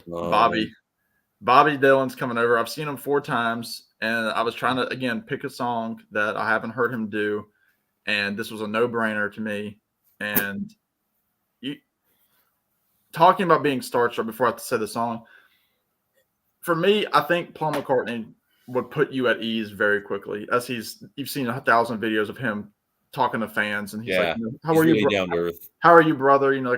Great T-shirt, whatever you're doing. This guy, Bob Dylan, I would be afraid for my life. I think for like that first hour before I finally figured out something to talk to him about. But anyway, it's gonna be Bob Dylan. He's gonna do "With God on Our Side," and he's gonna do it on guitar or piano, whatever format he wants to do it. However, he would rearrange it in 2022, 2023. I've never heard him do it live. He hasn't done it live in a while. Had you asked me 6 months ago what song I would have chosen, it would have been "Every Grain of Sand." But thankfully, he did that when I saw him in April, and that's my favorite Dylan song. So to hear "With God on Our Side," which is probably my second favorite Dylan song, that would just be incredible. It'd be incredible. I can't even fathom being in the same vicinity as Bob. I've been in concert halls with him. I've been like on the 6th row from Dylan, the 5th row. But to be, where I could reach out and shake his hand, I don't know what I would do. I have no idea. Wow. Yeah. Well, I won't hold back because my number one is Bob Dylan as well. Yeah. And if there's one human being on earth I wish I could meet, it would be Bob Dylan. Oh man, he's just Dylan and the Beatles are way up high on a pedestal, and everybody else falls underneath them for me. And yeah, I would have him sing "Every Grain of Sand" because that's not my favorite Dylan song, but it's my second. Visions of Johanna is my first, but I would have him do "Every Grain of Sand" because it's a beautiful song, and I know he still does it. Yeah, it was a highlight. Yeah. Oh man, I'm just praying that man comes to Canada, announce the tour before 2024. I might have to come to the States and see him if he's not going to do Canadian dates. I want to see him one more time. I want to see him as many times as I can. Yeah, and did you see the interview he did with Wall Street Journal? Yeah. Oh, it's so interesting. Yeah, it was so good. It's on his website. The full article's on his website. The interview's on his. I read the full Q&A. Yeah. Yeah. Yeah. Very, very cool. And it turns out, like my wife and our favorite TV show is a British show called Coronation Street. Yeah. He watches it. He said he binges it. And I went, "Oh, this is so cool." And then he was talking about Frank Zappa and the Freak Out album and stuff. And I went, "That's even cooler." That's what you would talk about. Now I got stuff to talk to Bob about. Yeah. Yeah, I just sit and talked about Coronation Street all night. Yeah, what about your music? Yeah. Wow. Yeah, that would be incredible. That was fun. Yeah, great picks. That was good. Are we gonna do the deceased people? Let's do the dead ones next week. Yeah, okay. Next week. All right, cool. Okay, let's get caught up here. Good job with Concert Buddy. We know that. Yeah, we don't want Rob to get a big head. Yeah, he's getting a big head here. The screen's only so big. Dylan doing Tangled Up in Blue. Yeah. I've seen him do it a couple times. John Dylan in the living room playing Man in the Black Coat. I was just listening to Mercy yesterday. His voice now would be really good on that song. What's that? The way that his voice is now would be really cool on that song. That's a great song. That's a great album, Mercy. That song could have been on Rough and Rowdy Ways. Yeah, probably. Yeah. Billy Bragg would be very cool. Ooh. To a New Brunette. Yeah, I love that. My friend Bob played with Billy Bragg when Bob was in Wilco. Oh, very cool. And then after he left Wilco, did a tour with Billy Bragg. Oh, very neat. Yeah. I'm going to be doing a video with my buddy Bob at some point in the next little while, and he'll probably talk about that. Oh, that's cool. That'd be interesting. What did I do here? Bob Dylan has a new interview. Yeah, we were just talking. On the Washington Post. He binges on the soap opera. Yeah. We were just talking about that, Roy. Yeah, I think, to Roy's point, I think I don't know if that's the same interview that's posted. Yeah, it's the same, but it's edited. It's not the whole Q&A. Yeah. It's just Roy, go on to Bob's website. The full interview's there. From what I understand on Wall Street Journal, it was edited down, but the full interview's on Bob's website. Yeah. If I could hear one song, Matt Mays doing Terminal Row. I know you're a big Matt Mays. I'm the Matt Mays expert. I love Matt Mays. I've met him many times. Super nice guy. I've seen him do Terminal Romance, just him on a piano at the Starlight in Waterloo. It was incredible. Wow. Good pick, Sam. I love With God on Our Side. Yeah, great song. I like County Crow said, I want to be Bob Dylan. Yeah, exactly. And that's what's Mr. Jones. Yeah. Great song. Very cool. That was fun. It was very fun. It took me a couple of tries to get my list down. Well, I had the same problem. I had like 20 people on my list. Yeah, I did the same. I just wrote down every name I could think of. Like I had Keith Richards on my list and a few people, and I went, oh, I gotta kick some people out here somewhere. Yeah, like I said, Gordo was on my list at one point. And though I'm not the biggest fan of this guy, I think having Neil Young do "Long May You Run" would be just. I thought about incredible. Neil too. Yeah. Yeah. Because I was thinking Crosby, Stills, and Nash, and then when y'all said it's no band, I was like, okay, well, I don't really know if I want any of them. I don't want Steven Stills coming over because his voice is not great anymore. Yeah. Because I wanted David Crosby's a bit of a knob sometimes. Graham Nash would be awesome. Yeah. But I was thinking I would But want. he'd do Our House. That's how you couldn't ask him to do anything else. Graham, do this. No, I'm doing Our House. Yeah, right. Yeah. All he ever does. I almost had Jacob Dylan from the Wallflowers, Bob Dylan's son. Yeah. That would be awesome. Yeah. I'd probably have to do something. something. I don't know if I do One Headlight or I think I'd probably do One Headlight. what's the other song in that album that I really like? That whole album, Bring Down the Horse. Three Marlenas. I think I'd maybe have him do God Don't Make Lonely Girls. Great song. Yeah. Another one is good that I learned because I saw him live for the first time. Misfits and Lovers. Yes. It's a great Wallflower songs. Yep. And Love is a Country is another one. Have you heard the new album that he put out last year? I love it. Yeah. Exit Wounds? Yeah, I have it. It's great. I have vinyl and CD. Yeah. Sam talked me into grabbing that one. That's the tour. And when I saw them, they did The Waiting during the encore by Tom Petty. Wow. They came to Toronto and they played the Molson Amphitheater. I forget who they opened for, but it was someone that I wanted to see as well, but I didn't go for whatever reason. Well, how long ago was that? Well, when that album came out, or maybe it was before that, it was maybe 2 years ago. Like maybe it was the just Exit Wounds album came out. Exit Wounds. I think Exit it Wounds was 21. So maybe not, because that would have been at the height of COVID. So it might have been just pre-COVID then. Yeah. They were opening for somebody, and I can't remember who the heck it was. Doesn't matter. Wow. Yeah. Yeah, that'd be cool. Yeah, it came out July of 21. Wow. Is there any concerts you guys are looking forward to here coming up? Or I'm going to see Blue Rodeo on the 6th of January. Oh, whereabouts? Center in the Square. Oh, cool. They just announced a show after I bought tickets. They're doing a Massey Hall show in February, and it's kind of a one-off show called Songs Seldom Heard. It's only deep cuts. Oh, they're not playing any of their hits, which would be awesome. I saw them do a deep cut show about 10 years ago. That was incredible. Wow, that'd be good. Petty, they're a great live band. They're really good. Tom Petty did that at the Beacon in like 2014.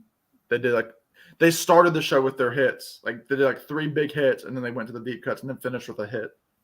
Awesome. Yeah.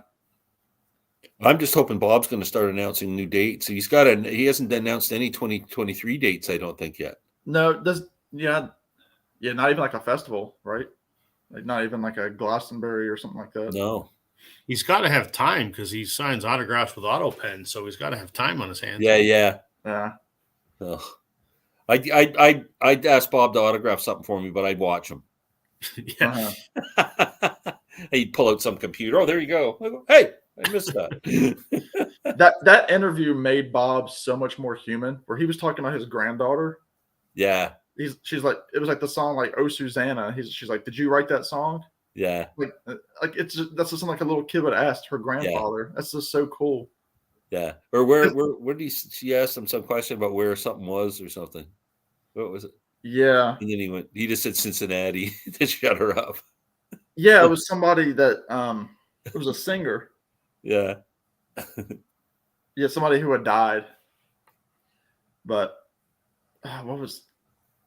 Yeah, I can't remember. But yeah, I mean, because the interview asked him, like recording and everything, how was that during COVID? And he essentially said like he just wrote a new song not too long ago. Well, he meant, they asked him about songwriting these days and the way music's made and everything. He said it's too easy, right?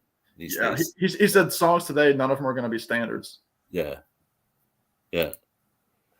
Little Feat are still really good to see live. I would love to see them, even though I don't know how many surviving members there are now. Everybody's kind of gone, but I'm sure they still do a great job on those songs. It's 2 of the core guys. From the Basement, Sound Lab Studios. Yes, we're from the basement. Glenn Kellaway, From the Basement. Ta-da. Stephen Foster wrote "Oh Susanna." Yes, I think Bob knew that.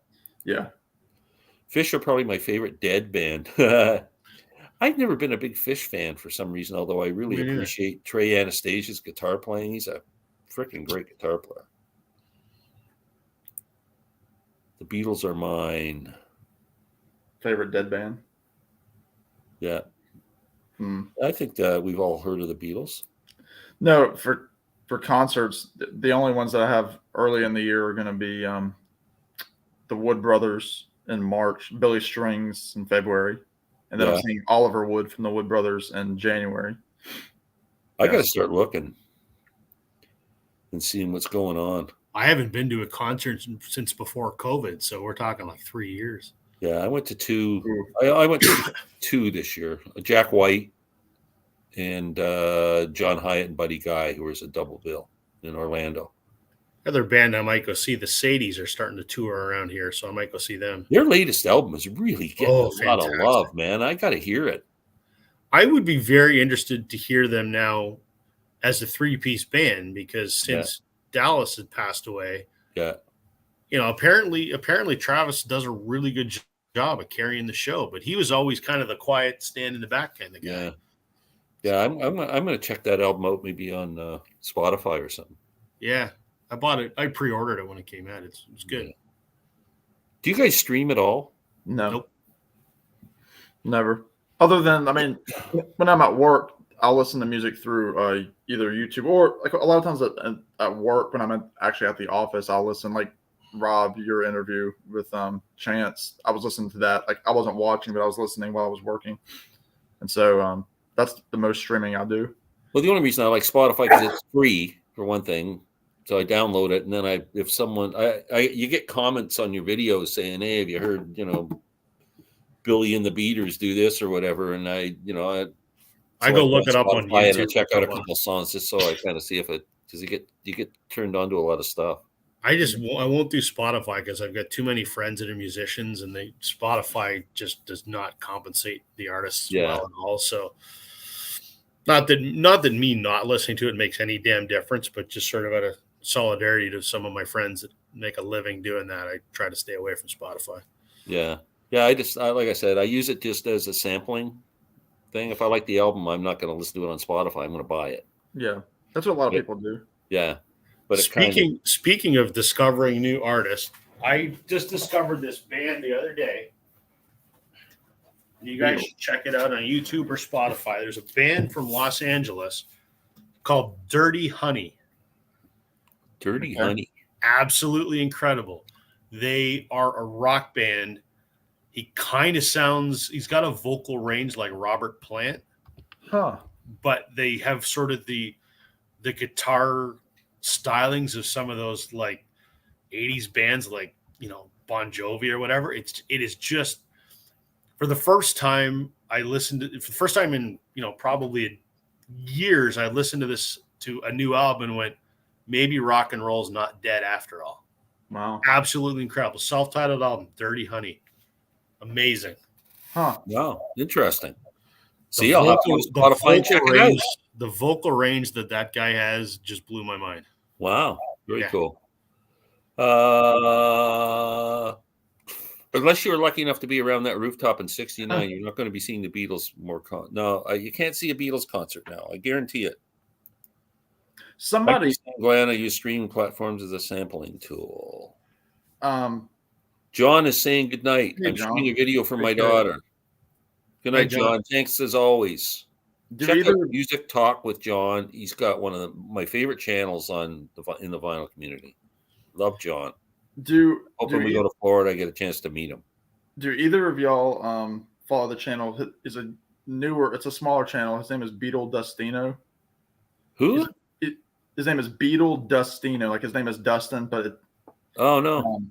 But he put out an entry for my contest, and so I watched that video first, and then kind of found some of his other videos. Really nice guy. I think he's from somewhere in the Midwest. Where was I going with this story? I know I was going somewhere with this story. I completely came out of my mind. Somebody Beatles said, Dustino. okay. I know what it was. He had a theory about what the next Peter Jackson Beatles movie was going to be, and it sounds like it's a possibility. However, I don't know that I would be happy with it. He seems to think that, and some rumblings are that Peter Jackson, because he made mention of having access to the tapes from India, the movie footage from India, that they're going to do all the footage from India and make that a movie. I'd watch that. Because and he's like, I know you hate the White Album, Sam, but yeah, I've never heard of the White Album in my life. But he made a good point where he said we might even have already gotten a trailer for it within the Beatles Get Back movie, because at the beginning, they're showing the stuff, and he has said in interviews that he has the archival footage. So it'd be interesting.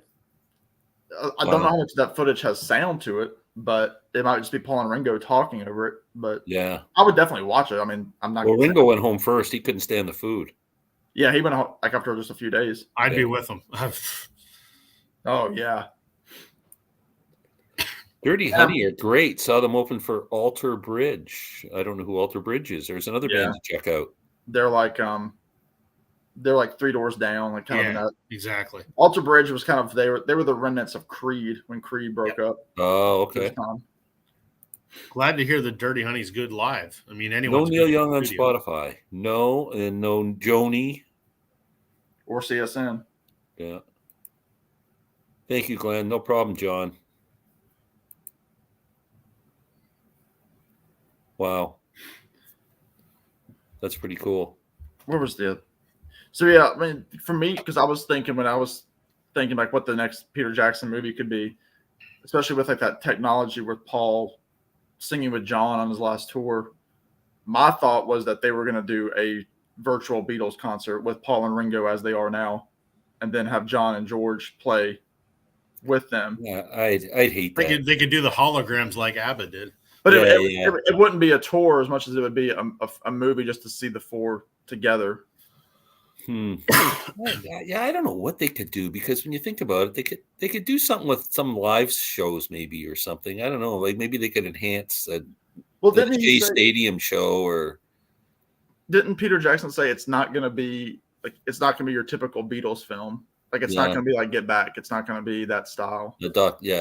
Which would make me think maybe it's not like the India, because Get Back was just archive footage, just junk footage that they were. I've said it before. I'm about the only person that did not like the Get Back Peter Jackson film. That's insane. That's weird. I think it was amazing. Yeah, I love it. Yeah. Me too. I'm waiting for like a major box set with extras and stuff. I could watch 50 hours of that stuff. Yeah, I saw the DVD the other day at Barnes and Noble. It was still $42. I'm not buying. I've seen that, so I've seen it twice, so that's good enough for me. Yeah, I want some extras. Then you got me. And why isn't it on Blu-ray? Why is it just DVD? Yeah. Yeah. And they had all those problems on when they put it out. There were glitches, and the cover was wrong, and just all the sound. They haven't done that right. I'm surprised. Do a whole separate video of the complete rooftop performance on one video, plus a CD and a record of it. I'd like a record, the whole box set of that whole. I like a record of the rooftop show. Yeah, because you can stream the Giles Martin mix of the rooftop show, and they took out all the dialogue and everything, and it's the unaltered. Yeah. Yeah. So the master exists. So press it on vinyl already. Yeah. Yeah, I think when the movie came out on DVD, they were saying like it was like a money loss. Like Disney lost money on it. Yeah. Because so much went into it, and then they had to re-edit it. Just all sorts. I wonder if they could also do something to enhance Magical Mystery Tour. That's what I would love. Such a grainy, crappy. And to watch, it's really, even the Blu-ray just isn't. And give us Let It Be. Redo Let It Be. Yeah, the movie. I mean, if you don't like Get Back, you won't like Let It Be. It's bad for that. It's. But if they do the Get Back movie finally as a box set, to have Let It Be in there with it. Have it in there with it. Absolutely. Do a complete box set of that whole thing. Yeah, I agree. Yeah. Yeah, like you could do that. You could do a full box set again with the rooftop on CD. If you do it just as a CD set with the DVDs, with bonus features, a CD. There's so much they could do with it, and we would eat it up. Yeah. I wish there was better audio of some of the early performances. I would love like a complete, show from like the Kaiser Keller in Hamburg or something. Oh, can you imagine if they would have? Like there is one out there. It's on double vinyl. I've got it. The sound quality sucks. Yeah. Well, imagine how primitive it was when that was being recorded. I think it was someone with like a handheld tape recorder. Yeah. Right? Yeah. The crowd noise. I just would have loved that raw energy of the early stage show. Would have been awesome. Yeah. I have these 2 CDs that came out, John Mayall and the Blues Breakers, when Peter Green was in the band. And they did 2 shows somewhere in England in a bar club. And some guy in Sweden or somewhere over in Europe taped the shows. And he had them in his closet or whatever for like 40 years and somehow stumbled upon them and got them to John Mayall. And they released them a couple of years ago. And the performance is unfreaking believable, but it's such bad bootleg quality that it's just, but they released them as official releases, and they're just, Peter Green's playing is just like, you're just going, oh my God, what a incredible. Yeah. They're so good to have, but they're just, the sound could just, they could only do so much with them. You can visit the Beatles play in India. It's a dump now, apparently, but there are some drawings on the walls that people can still see. That's pretty cool. Rishikesh, right? Yep. Totally agree about Dirty Honey. I have both final albums they released, and these dudes are badass. Wow. They're a amazing. lot of love here for Dirty Honey. They are great. Man. You'll love it, Glenn. Trust me. I'm sure there are more. Outtakes, the Magical Mystery Tour, and Help. There's got to be a ton of outtakes from Help and A Hard Day's Night. Help, there's got to be. How many versions of Help do you want? Well, I'd like to see the outtakes. I would too. And I said it before when we talked about the Beatles. I don't want any more super deluxe box sets. I'm fine if they want to remaster the albums. I don't want any more super deluxe box sets because I don't think there's enough extra stuff you can throw in there. Having said that, if they do them, I'm going to buy them. I'm going to buy them because I have everything that the Beatles have ever put out. Well, that goes, Rob, with your wish for the Hamburg things. If they release Please Please Me, which we know there's hardly anything from that because it was recorded in a day. Right. Add on the Hamburg stuff with that. The Please Please Me stuff. I've said I would love them to do a complete live at the BBC box set because there's so much more than what's on the 2 versions that are volume 1 and volume 2. Really? Yeah. There's a bootleg out there that's like 8 or 10 CDs that has every song they ever did. Oh, really? Yeah. Now, I mean, with that, you'll get 8 versions of Love Me Do. Yeah. Yeah. Do you think they're what they're sitting on? What's Paul sitting on? Like he must have a treasure trove of stuff of himself. Well, he's got a bunch. Doing demos and all those archival releases he's put out. I mean, he's got all sorts of stuff, and there's so much. I mean, next year could be so exciting for Beatles fans. I mean, because we're still waiting on London Town and Back to the Egg from Wings. There's the potential of a Ringo 73 box set. Yeah. Rubber Soul is in the mix. That's that's 4 things right there that could potentially all come out next year. And then John Lennon's got some things. Somewhere in New York's got to come out. Somewhere in New York is still being Yeah. But I would love to see a Ringo set. I really would. Yeah. I just hate that this stuff they're putting out is they just make it so unaffordable for people to buy. Like the McCartney archival sets, I would love them, and I can't afford any of them. Like I can't afford $300 for Paul's archival set just so I can have a handwritten copy of the words to silly love songs. Like I just want the music. A lot of those sets, it's so much money, but you don't even get all that much with it. No.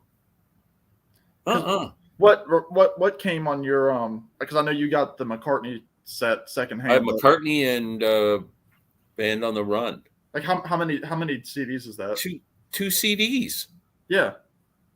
Yeah. 2 CDs and I bought them used cheap for like $75 a piece. I don't know what they sold for new. Probably 120. Like the rest of them. Yeah. And now you can find them on eBay for $400. Yeah, it's insane. Yeah. I'll sell you mine for $100 each. You got a deal. There's some great YouTube vlogs with live old Fleetwood Mac music from the late 60s with great sound, in my opinion. They were so good back then. There's been some good Fleetwood Mac bootlegs come out lately. I've picked up a few. Yeah. Yeah. I looked at, my wife said to me the other day, he says, I'm kind of short on Christmas presents for you. If there's something else you'd want. So I went into the record store yesterday and I'm looking around at stuff. And the thing that popped into my head was getting that Fleetwood Mac set with that came out on Record Store Day. The alternate set. And they had should. I found one set in the 2 record stores I went to, and they wanted $259 for it. Yeah. I mean, that's just, I can't, they had it at Sonic over $300 with tax. They had it at Sonic Boom the day that I was there with Chris and Brian, and it was $226. Just spend your Rolling Stones money on it. Well, yeah, I have that money now to spend, I guess. But I'm going to spend it on Bob. That's $150. Yeah, Fragments. I'll buy that after Christmas. Yeah. Bob comes out, mid-January? Yeah, it's like might be like the 27th or so. Yeah. Did you, Glenn, did you spin those White Horse records you picked up yet? Oh, yeah. Like, hold on a second. I'm going to grab the one is close to me here. Oh, he's got pants on. Good. Thank goodness.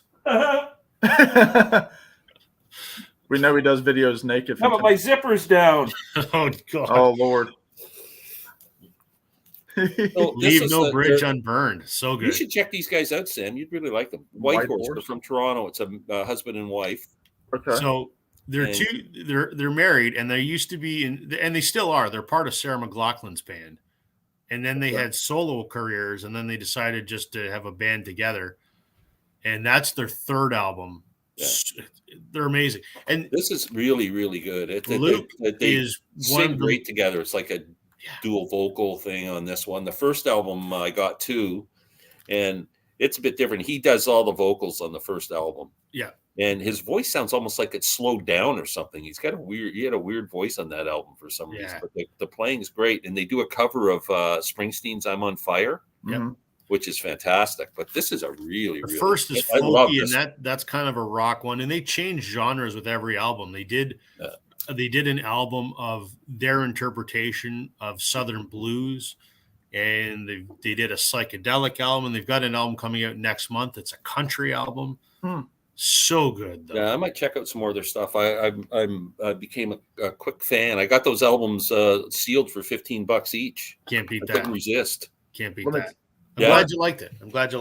And the guy just delivered them to my door too. He was coming to try. I said, "Can I come and grab these albums in the next couple of days?" He says, "I'm coming to Trenton tomorrow." He says, "Just meet me." I go, "No, perfect." He was like 5 minutes from my house. Perfect. Yeah. An album that I found on sale on New West Records. I got it for $5. Well, no, not even. It was like $3 because I received a $10 credit from New West just like a Black Friday gift, and they were selling this. It's live from Austin City Limits. Johnny Cash. Interesting. Nice. It's from 05. The recording's from 87, and let me tell you, it's some of the best live Johnny Cash I've ever heard. I mean, he does full the band or full band. June Carter comes out for one song at the end.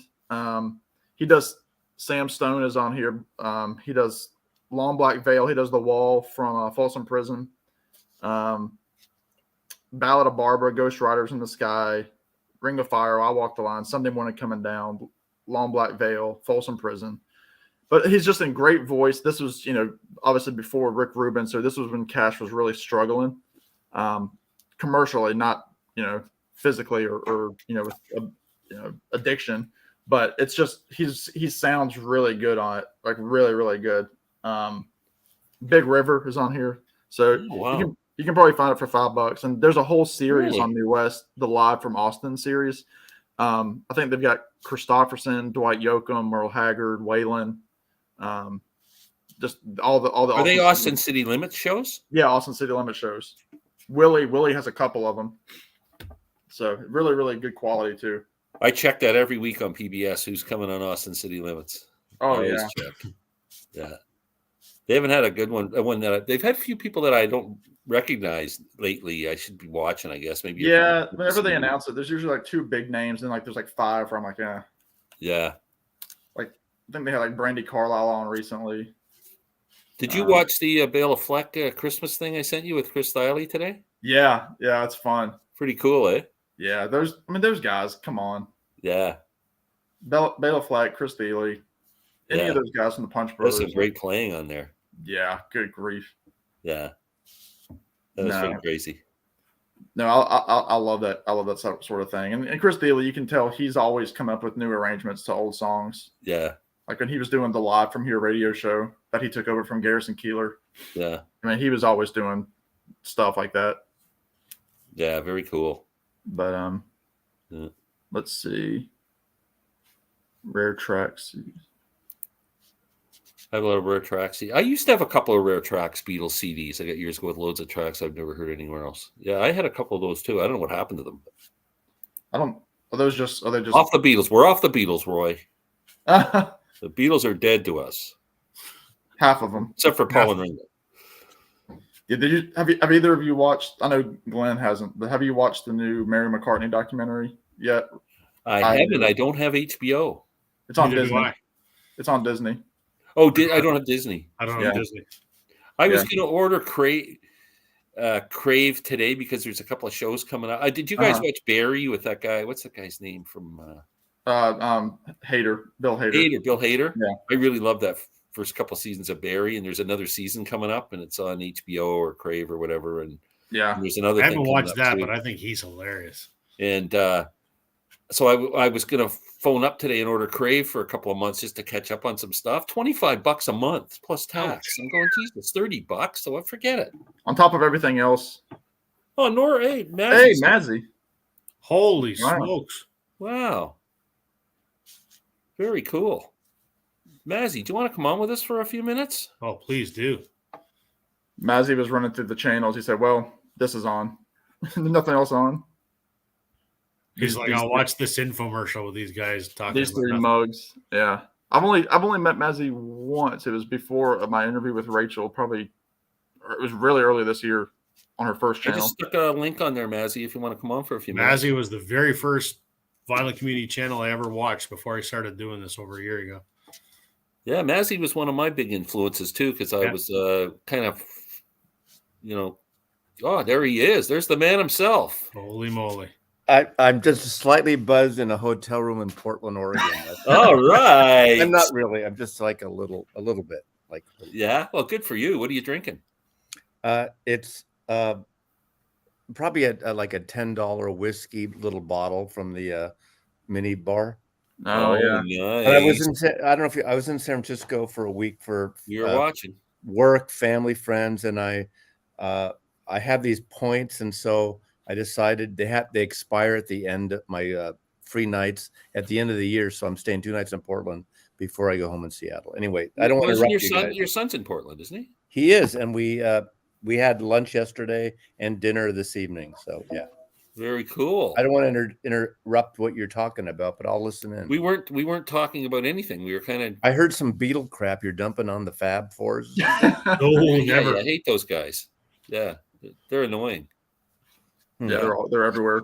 No, we did a whole thing tonight on picking a guest to come over. You had to be a musician who's still with us, and then you could have them over. We picked 10, and then you got at least one song that you could request that they had to play. Do you each pick 10? You each pick 10, or you all? Yeah, we all picked 10. Yeah. That's a big party. That's too many. Well, not at all at once. We have over one at a time, one night. It's a lot of ego. Yeah. Well, Bob Dylan's good, but he never talks. He kind of like mumbles. Yeah, Sam and I both picked Bob Dylan as number 1. Yeah, I as much as I'd like to, I don't know if that would be a good night. He seems a bit more talkative these days than he has been. Yeah, since the book came out, I think. The book's Glenn, great. you and Bob are going to talk about Coronation Street. So, yeah, he mentioned that, didn't he? He did. I haven't read the article show. yet. He watches it. Yeah, I haven't read the interview yet, but I read it about the interview. Yeah, it was pretty cool. Really good. Yeah. Really good. Who would I want? God, I mean Paul McCartney, obviously, just because. Yeah, we all had Paul. That was my number one. Yeah, because Paul, if you could dig deep with Paul and do some stuff to surprise him, and he would bring up some old memories. I think it might be good.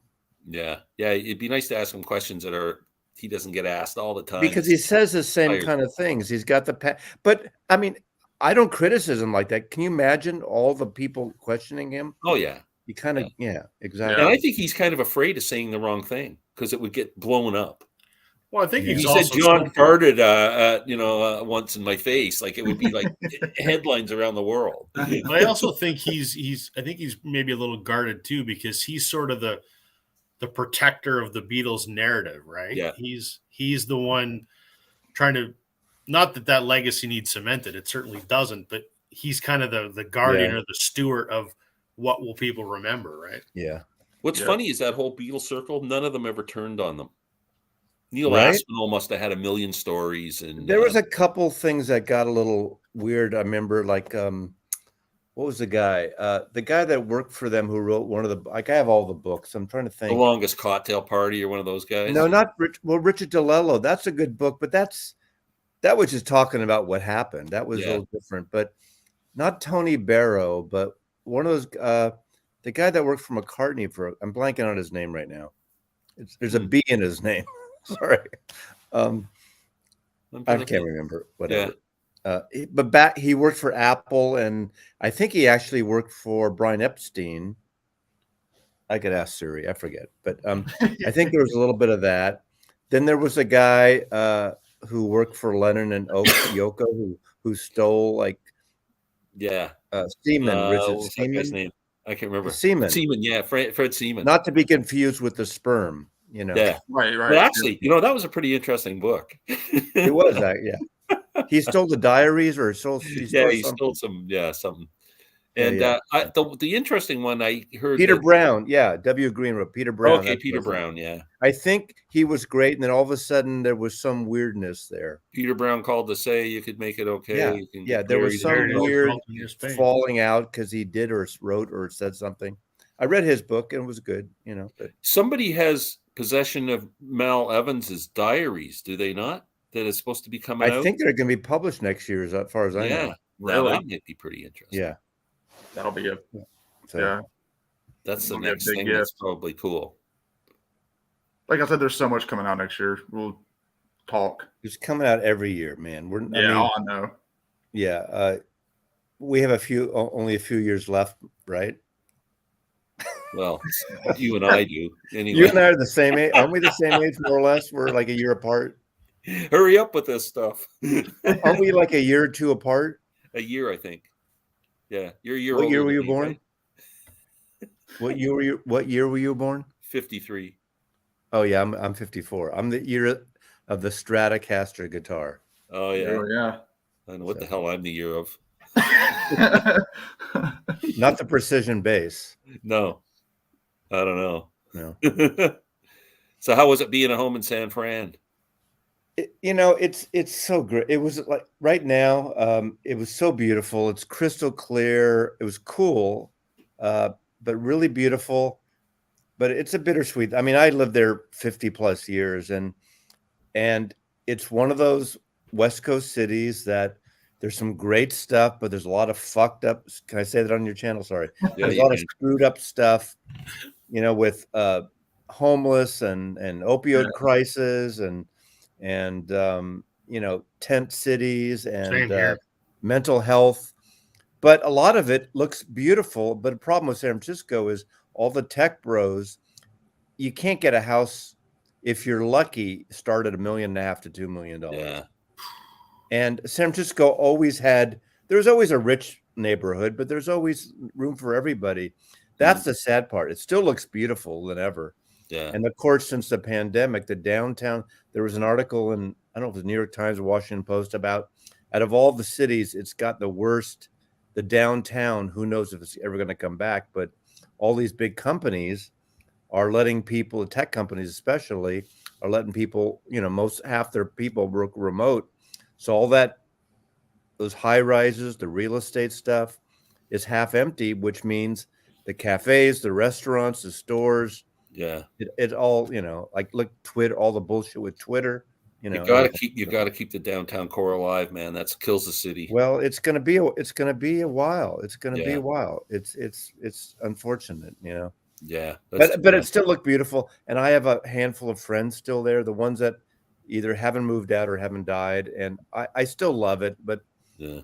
it's kind of like running into an old girlfriend that dumped your ass that you still love. She's still beautiful, and you have a bitter emotions like about seeing her again, but Yeah. you still want to see her, want to have dinner with her or whatever. But That's well said. I know when I was there and went to Amoeba Records, that Haight Ashbury seemed like it was getting to be a pretty shady area. but it's always had a little segment of that. It's always has had. it? Yeah. It has actually. This time was the first time in years. Used to have like the young kind of hippie kids selling drugs and their dogs like sitting in. I didn't see any of that this time. I don't know if it's because pot's legal now or Oh, whatever. Yeah. So actually, Haight was actually pretty clean compared to some areas, Oh, wow. but it's still, I like going there, But Yeah. Seattle's no better. But I don't have the history of Seattle like what it was before 8 years ago. So I don't know. I All don't know. major Like cities have their in problems. Canada, Toronto. Toronto are the cities, Vancouver. Do they have the same problems that all these other cities I have? can't speak for Vancouver, but I'm sure they do because Toronto does. I mean, it's the same, right? It's just Right. brutal. Yeah. And So then there's so people, much homelessness, and people are paying, like we were just talking about earlier, rents in Toronto now. Like people can't afford to rent an apartment. It's Well, $2,500 yeah. a month Yeah. for a basic apartment. Yeah. I live an hour west of Toronto, 120,000 people, and we have a tent city, and we have the whole opioid thing, same as Toronto does. It's spreading to the smaller cities. It's unfortunate that I don't want to bring in, it's the mental health thing, it's the drug thing, and there's I don't know if no one has a good solution left or right. I won't get into that, but Yeah. It's too bad. yeah. Nothing we can do about it. So what music are you guys aside from Beatle crap? Go ahead, Sam. I mean, I was just saying, I was listening recently to this Johnny Cash live in Austin City Limits that was put out in 05, but it's from 87 is the recording. Wow. It's really, really good. And I was just in Greensboro because I'm in Central Virginia. I was in Greensboro over the weekend and bought some pristine Ringo LPs to bring back the Beatles crap. Which I'm really ones? interested. Let me pull them up here. You got a whole catalog of Ringo really cheap. I mean, they were all. Of course you $7. can. Nobody wants to buy Ringo. I like Ringo, but nobody Let's start wants with to buy Bad him. Boy. Yeah. Oh God, that's his worst album. Sorry. Yeah, but I had to get it. I'm a bad boy. Yo. I got Rotogravure for $3. That's a good album. $3, pristine. I like that record. Ringo the Fourth. That's okay. They just did a Record Store Day version of that, which is weird. Smell the Roses. That's a good record. Yeah, this was $3. Again, mint condition. I have a signed version of that it was signed by Harry Nilsson and Lawrence Juber. Oh, cool. Really? Yeah. That's pretty cool. Sentimental Journey. Oh, I like that. Yeah. Which I love a lot. And then, like I was telling Glenn earlier, this one's in the worst shape, but it's often in the worst shape. Just That's his best album. Although I really like Time Takes Time. I really like that. And it has the guys from Jellyfish on that record. It's a good record. Yeah. That's a good record. Yeah. I've told Glenn you need to listen to that. To Time Takes Time. It's really good. Yeah. Well, as good as a Ringo album, but What are you gonna do? I feel embarrassed that this year I bought the 2 EPs that came out in the last year. Yeah. Yeah. He's doing these EPs, and this sounds really bad coming from a Beatle guy. I think I'm a Beatle guy. I haven't listened to him yet. Not at all. I'll tell you, when I hear some of this stuff that he's putting out, it almost seems like Ringo's trying too hard to come up with some anthem that's going to be played for the next 100 years. Yeah. But he's great with his All-Star Band live. He's still great. Yeah. I've seen about 5 of those over the years, and he, that's a smart thing. Is he's not good to hold a whole 2-hour show, but to bring in these great, classic artists, I think that's, whoever started that. I forget the guy's name who started that concept years ago. It's so smart. Yeah. Yeah. I wished he would change it up every year, though. Bring in some new people. Getting a Like, little He stale. used to do that all the time, but I lately mean, it's it's the been guy the from same. Toto. I don't want to go see the guy from Toto. Like, sorry. I didn't like Toto the first time around. Yeah. He needs to rope his brother-in-law Joe Walsh back into the lineup. Yeah, Yeah, I saw that yeah. tour. The first Oh, All I Star would've Band loved to show see was that. incredible. I mean, that's the one I saw with Joe Walsh and Clarence Clements and the The guy bands. Levon Helm and Yeah, Dr. yeah. John. I I saw can't like remember. Greg Lake that time. Greg Yeah. Lake was great. That was cool. And Sheila E. And yeah. Pretty soon you're going to get like new people. You're going to get like Tom York from Radiohead, and Yeah. you're If going to you're get lucky, Sam, will put a couple Taylor Backstreet Swift. Boys in there, Sam. Yeah. Who's that? Yes. Some Backstreet Boys. Yeah. Oh, right. No. I just did a video today, Mazzy. It just suddenly dawned on me, the Fillmore. I thought, I wonder how many albums I have that were recorded at Fillmore East or West. And I did a video and I pulled out like about 15 of them. Wow. And then how many shows did you see at the Fillmore West? Not many, because I'm at that age where I only saw one at the Fillmore West, because Okay, because it closed in 71 or something, right? The original. yeah, and in 60 I saw the Who do Tommy in 69, a month after Tommy came out. Wow. And like the what's the big band? The Woody Herman Big Band opened up for the Who, Wow. which is We're weird, Isn't chopping that crazy? What a double bill. right? We're And then chopping but then I started going to Winterland, and I Yeah. went to probably 100 and something shows at Winterland, but then he closed in 71, because in 71 I was 17, and my parents thought that the Fillmore West are going to spike your shit with acid. Oh yeah. And Yeah. I snuck out, but Don't drink the Kool-Aid. Yeah. so I was on the tail end young of that. So he closed it, but then when did it open again as the Fillmore? Well, let's see. In the 90s, I think it was in the 90s, this couple bought it and fixed it up. Okay, the original Fillmore was on Fillmore and Geary, but then Bill Graham closed it down because the neighborhood's getting pretty funky. It was next to this, my parents' synagogue was next door, and that they closed down and they moved also. It was like the Fillmore got to be a little sketchy in the late 60s, and he moved and he took over on Market Street and South Venice. It was a club, a venue called the Carousel Ballroom. Mhm. Yeah, he that's the took it one that over all the and he called bands it- owned, right? And that's where he called it the Fillmore West. So Yeah. the Fillmore and Fillmore West are two different Oh, okay. buildings. All right. And then he opened the Fillmore East, and he closed that down, and he closed the Fillmore West down, and he did Winterland, and he did the big tours like for Dylan and the Yeah. Stones, and he did Days on the Green at the Open Coliseum and Cow Palace shows, a lot of Grateful Dead, and he managed Santana. And then I guess in the 2000s, this couple bought the lease, or I guess, I don't know if they bought the building or the lease in the 90s of the original Fillmore Auditorium, because that neighborhood was starting to get a little better and gentrified. And he bought and they started doing it for about a year. But then Bill Graham bought it back. He was still alive then. He Okay. bought it back from them, and they revitalized it. They cleaned it up. There's a poster room upstairs with a bar that literally has hundreds of posters framed. If you ever go there, you got to see the poster room. And I saw a shitload of shows then, like Pete Townsend and Katie Lang and Johnny Cash and B-52s and Tom Petty. I saw 3 of those Petty shows that were Wow. just released. Shoot. That's a great venue because it only holds a couple thousand, if that. It's just a great venue. Yeah. Yeah. And so, but then Bill Graham died, and I think Live Nation or one of those companies took it over. I don't know. Did you ever cross paths with Bill Graham? I would see him. He would at a lot, because he was always around. And you go to Winterland, and he'd walk on this floor, and at the end of the night, he'd be walk on the floor, and you'd say, "Hey, thanks, Bill," because whatever you thought about it, he was kind of a little bit of a intense guy, and so but his shows were so great. He put the shows on time. They were good value. He had like 3 acts each time, and great acts. But he would say hi, he wouldn't be really overly friendly. Yeah. He'd say, "Cool, Bill." I mean, like that, but I never had any major conversation with him. but he was accessible to that level. Yeah. Sometimes he'd be pissed off at shit. So, Well, you know, from what I understand, he always makes sure he'd walk by the back doors and make sure no one wasn't letting anybody in for free. oh yeah, It he just was. I drive me mean, nuts.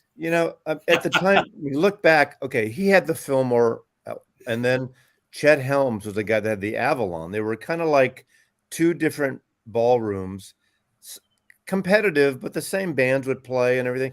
And the thing about Bill Graham, he wasn't a hippie. Chet Helms was a hippie, so he had a shitty business sense. You love the stuff; it was great, but he made no money, and it didn't last very long. Bill Graham empire lasted until I don't know if it was a Huey Lewis concert when Yeah, at it's Huey Lewis. Shoreline. Yeah, he got in that helicopter because and with shitty weather, and they crashed. Yeah, Which is typical. His probably ego got in the way, like get me home quick. yeah, I don't know. yeah. Wow. Yeah, I mentioned that in my video today because that's one of my favorite autobiographies I've ever read. Is Bill Graham's book. It's a good, yeah. It's a fantastic read, It is, especially as a kid.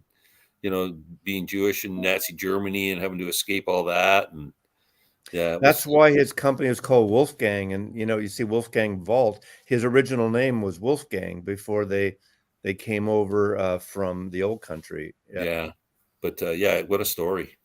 And he worked with like the mime troupe in Golden Gate Park, and he was like the guy that wanted to be an actor. Like you've probably seen him in Apocalypse Now.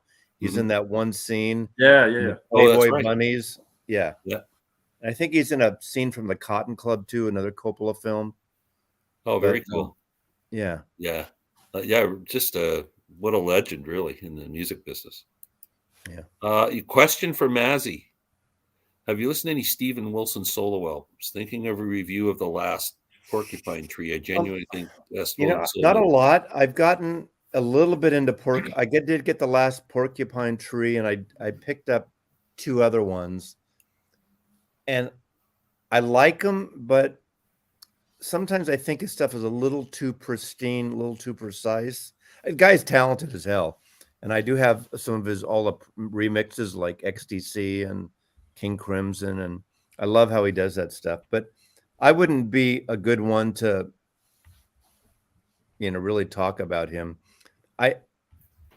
He's so technical. Sometimes it takes away from the music for me. But I like the last one. But I realized I played it the first 2 weeks, and I haven't played it since it came out, that last Porcupine Tree. Bingo, I was the same. I bought it, and I listened to it and went, oh, this is really good. And then I went, it almost seems like they mailed it in kind of like, I got to listen formula for making this record. And well, I think, didn't they probably all, like their pandemic, they were in different locations anyway. So, I mean, I'll listen to it again. I'm sure it's really good, but I don't, so you probably have a lot of, I know you have a lot of music like I do. So yeah, Glenn, I know you can speak to Han. Han cannot erase. It's better than Ringo the Fourth. W. Green, his favorite Massey Hall is my fave venue. Yeah, it's probably mine too. But then I haven't been to a lot of other venues outside of Toronto. If I ever come up to visit you, Glenn, I definitely want to see a show at Massey, like to plan it. Absolutely, that happens. And now's the time. They just reopened. They spent how much was it, like $20 million? I haven't been since they did the renovations. I don't know what they did to it, but is that recent? Yeah, it was closed for like they a ripped year. They ripped down the ceiling and restored the original ceiling that's in there and the original stained glass, and they've fixed the acoustics, and they took the fire escapes off the front of the building. I hope they didn't change the acoustics in any way. I saw Neil Young there in 2000 and I don't know what year, and he said, because at that time they had the plans to renovate, and he said, I hope they don't do anything. Apparently, from what I hear, they've improved them because of the way they took down the modern ceiling that was there, and it's back to the original. When was that modern ceiling put in? Do you know, after Neil Young's thing or after? No idea. After, probably after. Yeah, the worst thing about Massey Hall is those theaters that were built in the late 1800s. People were like 5 feet tall back then, and you go sit in the balcony. There's no leg room. It's like this much to put your leg in. It's like, what the hell? You got to stand up. There's another place in Toronto where they have live show theater. It's like the Royal Alexandra Theater. It's an old theater that's that's like a great venue. It's just a classic place, and they have like Les Mis and stuff like that there. I saw And, Rock of Ages there. my birthday one year, going back quite a few years, we were walking down King Street where it is, and my wife said, "What do you want to do for your birthday?" I go, "We should go see Les Mis. This is supposed to be incredible, this thing." So we go, we buy tickets, and like we're in like the third row, and Yeah. I couldn't stand 1 second of it. The seats were too small, and I couldn't get my legs, and I was just so uncomfortable. And they're singing all this crappy opera stuff, and I don't know what the hell's going on. And I'm going, I got to get out of here. I can't take it. We're in the middle of the performance. I get up and I'm walking out, and Wow. we're into the lobby, and the manager of the place is chasing after. Go, "What's wrong, sir?" I said, I got to get out of here. This is horrible." And he's going, You got to give him more leg "Well, room. if you're not comfortable, I'll give you comp tickets for another show. I'll keep your tickets." Glenn, you need to get first class next time with more leg room. I got to get out of here. You can watch it on the little screen in front of you. Yeah, Les Mis wasn't for me. Roy, yeah, the Family Dog was the collective that produced shows at the Avalon, and that was Chet Helms. And they did open one. They had one in Denver for a few years, and the Avalon closed early. I don't know when the Denver one closed. I have a few posters from them. And then the Family Dog Collective took over a place which is way out on the Great Highway, right by the if you know San Francisco, edge of Golden Gate Park, by the Cliff House, by the Pacific Ocean. And they had only just maybe 2 years. It was called Friends and Relations, then Family Dog. And I saw the Kinks there and the Grateful Dead. The Grateful Dead acoustic set when there's a record store day version of the Family Dog of it was like the acoustic solo people, but then they came and they did the Dead did a show. The Young Bloods I saw there. It didn't last very long, maybe a year and a half, 2 years. That would have been 70 and 71, maybe 72 at the latest. And there used to be an amusement park there right across from the ocean called Playland at the Beach. And then it was all torn down. They put these shit ass condos there or apartments there. Wow. Which is too bad. Mm. Somebody wants to know how tall I am. I'm 3'7". You're Just pretty a little. tall, aren't you, Glenn? 6'1". Yes, I can attest. Yeah, Yeah. Well, how tall are you, Sam? You're 5'11" or I'm something. 5'11". Yeah, I'm 6 foot with the right shoes. Okay, there you go. How tall are you, I'm Mazzy? 5'11" too. Okay. Not big. Rob? 5'10". Okay. Oh, he's a short guy. We'll gang up on Things Rob. come in small packages. Anyone get the Monkeys Headquarters Super Deluxe box set? I want it and I can't afford it. Yeah, I have it. Sam's got it. Yep. It's pretty good. The second disc is mostly instrumental stuff with Don Kirshner when he wanted to do the album before the Monkees took it over.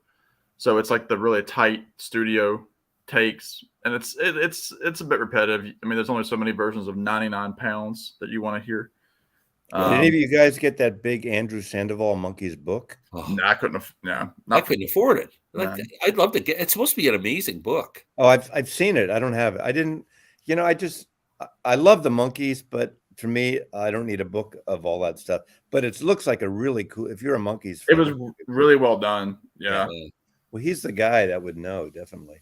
And Sandoval, he oversaw the headquarters set, and I mean, he's done everybody, the Kinks, He booked their last tours and stuff. And, Yeah, I saw Mike and Mickey last October, and he was walking up and down the aisles, making sure everything was sounding right. But no, the headquarters, it's a good set. There's some good stuff. A lot of repetition. It wasn't too bad. It was $79 for 4 CDs and a book and a single, like a vinyl single that came with it. But it was only on CD. That's where us Canadians get ripped off. I got to pay 67, I think $70 for it. US exchange makes it 110. Shipping, then there's duty. It cost me $150 to buy that set. A set that I'm really enjoying right now, again, it was also only on CD from Kraft, was the new Vince Guaraldi, Charlie Brown set. I heard that's good. Yeah. It's really good. It's got really good information from Bill Mendelssohn's kids, and it's a lot of repetition. But the Wow, album, you got a donation there. Gosh. Oh, now wow. you can afford. So much. Now you can afford Wow. the Monkeys box. Holy Now I moly. can afford to get the Monkeys box. Yeah. There you go. Wow. Unbelievable. Wow. That's pretty damn good. That covers Mazzy's whiskey. I don't get a cut of this. I'm just comfortable seeing it before. Any of you guys read the new Lenny Kaye book? I don't even what know. Lenny Kaye? What's his book? I don't don't think know. so. I love Lenny Kaye, and I didn't know he had a new book out. Who's Lenny Kaye? Why don't I He know was, you know, He was in White Christmas. he's in the he's in Patti Smith's group for one thing. that? Okay. But remember the comp Nuggets, the original Nuggets? Yeah. He compiled Nuggets Oh, okay. and Nuggets There's some 2, great and nugget sets. Yeah. so he's a I don't know, not a producer, editor, but also he plays in Patti Smith's band forever.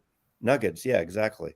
Yeah, That's the one. That was a big deal when that was on that's Elektra Records. psychedelic set of It was on nuggets. Elektra Records, and all that garage band stuff. Yeah. And then it was reissued on Sire Records with a different cover. Great record. Yeah. Wow. I got the Sandoval book, and it's worth every penny. Over 700 pages of incredible detail and images. I can only afford the cheaper version, though. Yeah. It was $75 US, and then all of a sudden, if you didn't pre-order it, what was the big? How much was the big super version? It was high. It was $400. Yeah, it's ridiculous. Yeah. But you know, he did it himself. I admire him. He did it all himself. He published it himself. All that. Yeah. I can't imagine even doing that. Yeah, he put out the cash and everything. Yeah, and he yeah.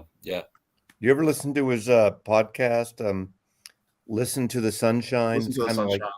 It's actually pretty good if you like sunshine pop and 60s stuff and kinks. You guys listen to a lot of podcasts? No. I don't either. I don't have time. I don't have the time. I listen to too much of this shit like you guys do on YouTube. Exactly. I actually listen to all your stuff, even though I don't comment very much. So because I found a couple the other day. Because I'm really excited about the new Zappa set that's coming out with Waka Jawaka and Grand Wazoo. They're kind of two of my favorite Zappa albums, and there's a podcast, ZappaCast, where they've been talking about Joe Travers, the guy who's kind of the Vault Meister or something for Zappa. He's been doing some podcasts on those releases, and they're really good, really interesting. The only podcast I listen to is Mobituaries by Mo Rocca from CBS, where he talks about deceased, so from all walks of life. He did one on John Denver. He did one on like Anime Wong. He did one like the original Siamese twins. Just really interesting, quirky stuff. But I don't listen regularly. Like, it's all YouTube for me. Lightning Strike. Lightning Strikes is the Lightning book. Striking from Larry Kaye. That's the Lenny Kaye book. Does he concentrate on a certain era, or what? What's the? I can look it up later. But what's the angle? I think both those Bernie Grundman or Bellman cut. Yeah. Are both? Yes, they are. Yeah, the new Zappa albums. Yeah. Yeah, actually, Glenn, Tommy got those in the mail. The single sets. He just got them in the mail the other day. Yeah, they're supposed to be really good. He says they sound high praise. They're getting really high praise. Yeah. Speaking of high praise, you were getting a bit of a tongue lashing on the Hoffman forums the other day, Mazzy. I had to come to your rescue. Was that you?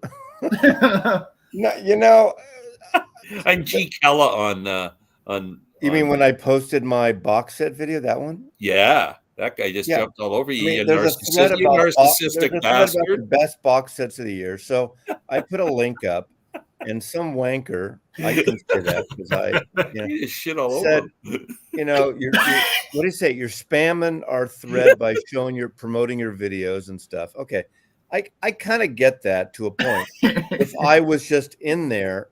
But I've been for 13 years, I'm a contributor there. So I go there a lot, and it was about that thread, and I did it, whatever. But actually you and a couple other people defended me. I appreciate it. I don't need defense, but I do appreciate that.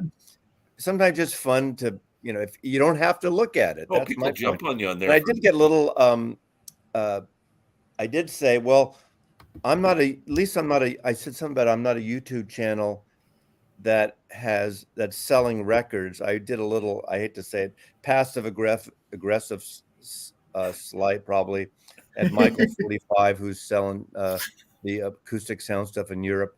However, and he's reviewing those UHQR thing. However, if it gets people in Europe a cheaper price, I don't know if it does yet.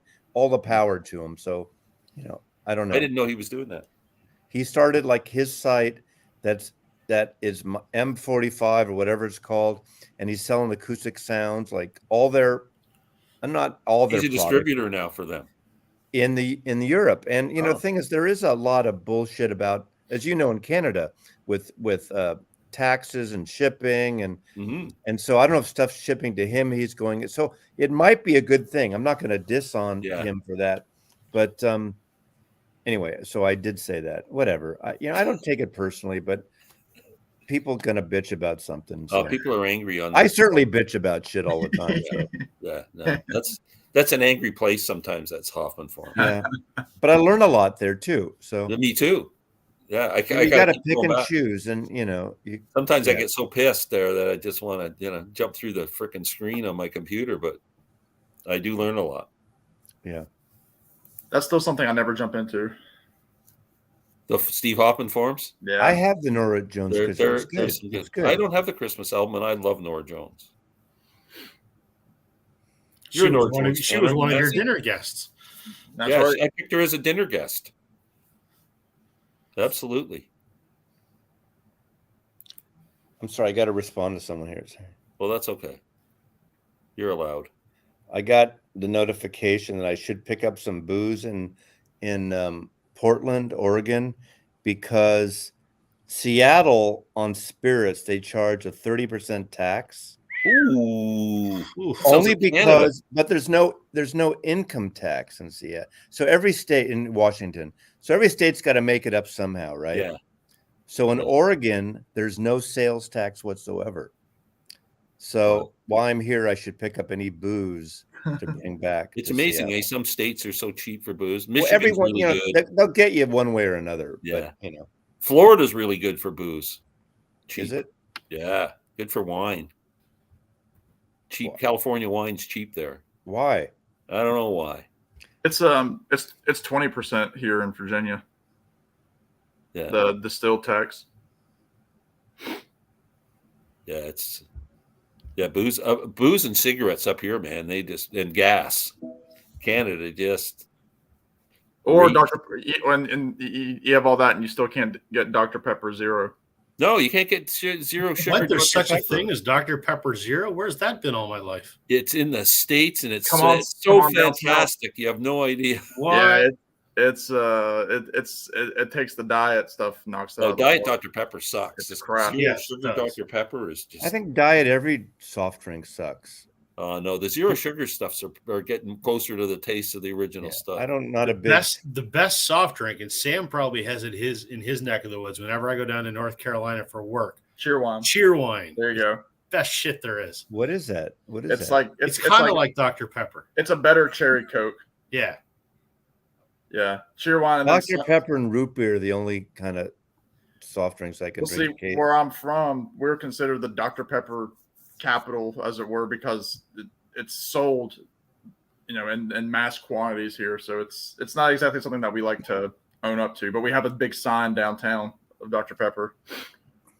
Randall, I don't know. Florida, man. I bring back cases. I don't know green noise. I tried to go to 6 record stores today, and I went to 5, and the 6th one was closed.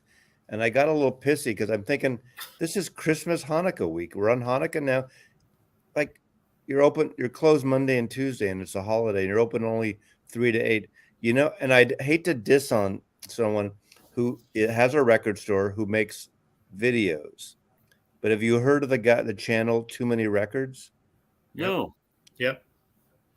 I don't know. He's got a record store in Portland. So I went to that. it. I went to it, and it was closed. Oh.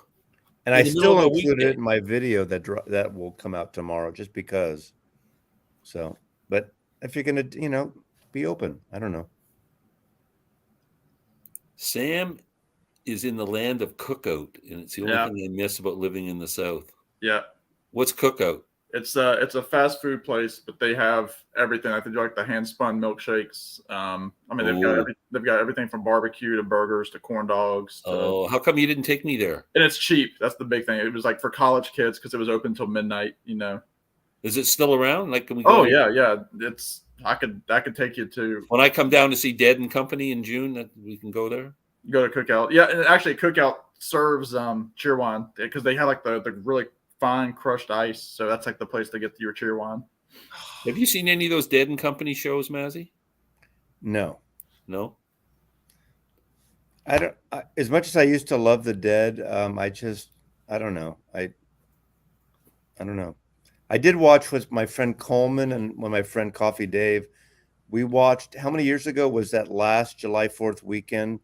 Where his pay-per-view had the last show of the Oh, Grateful that Dead. was. I'm going to say that's got to be about 7 years, 6, 7 Oh, years at ago. Candlestick. 16 and 17. No, it was on Yeah, the East somewhere around Coast. then because I know They where did I'm like from. East Coast, West Coast, and they Yeah, had it was they 5, had a July 6. 4th pay-per-view, and That we was watched 7 to it. 8 years ago. Yeah, we all watched that. But Yeah, me too. I'm a big Dead fan, but I just have I never got into the sub thing. I do like the Peter, what's his name? The Wolf thing with Bob Weir. The Wolf Brothers.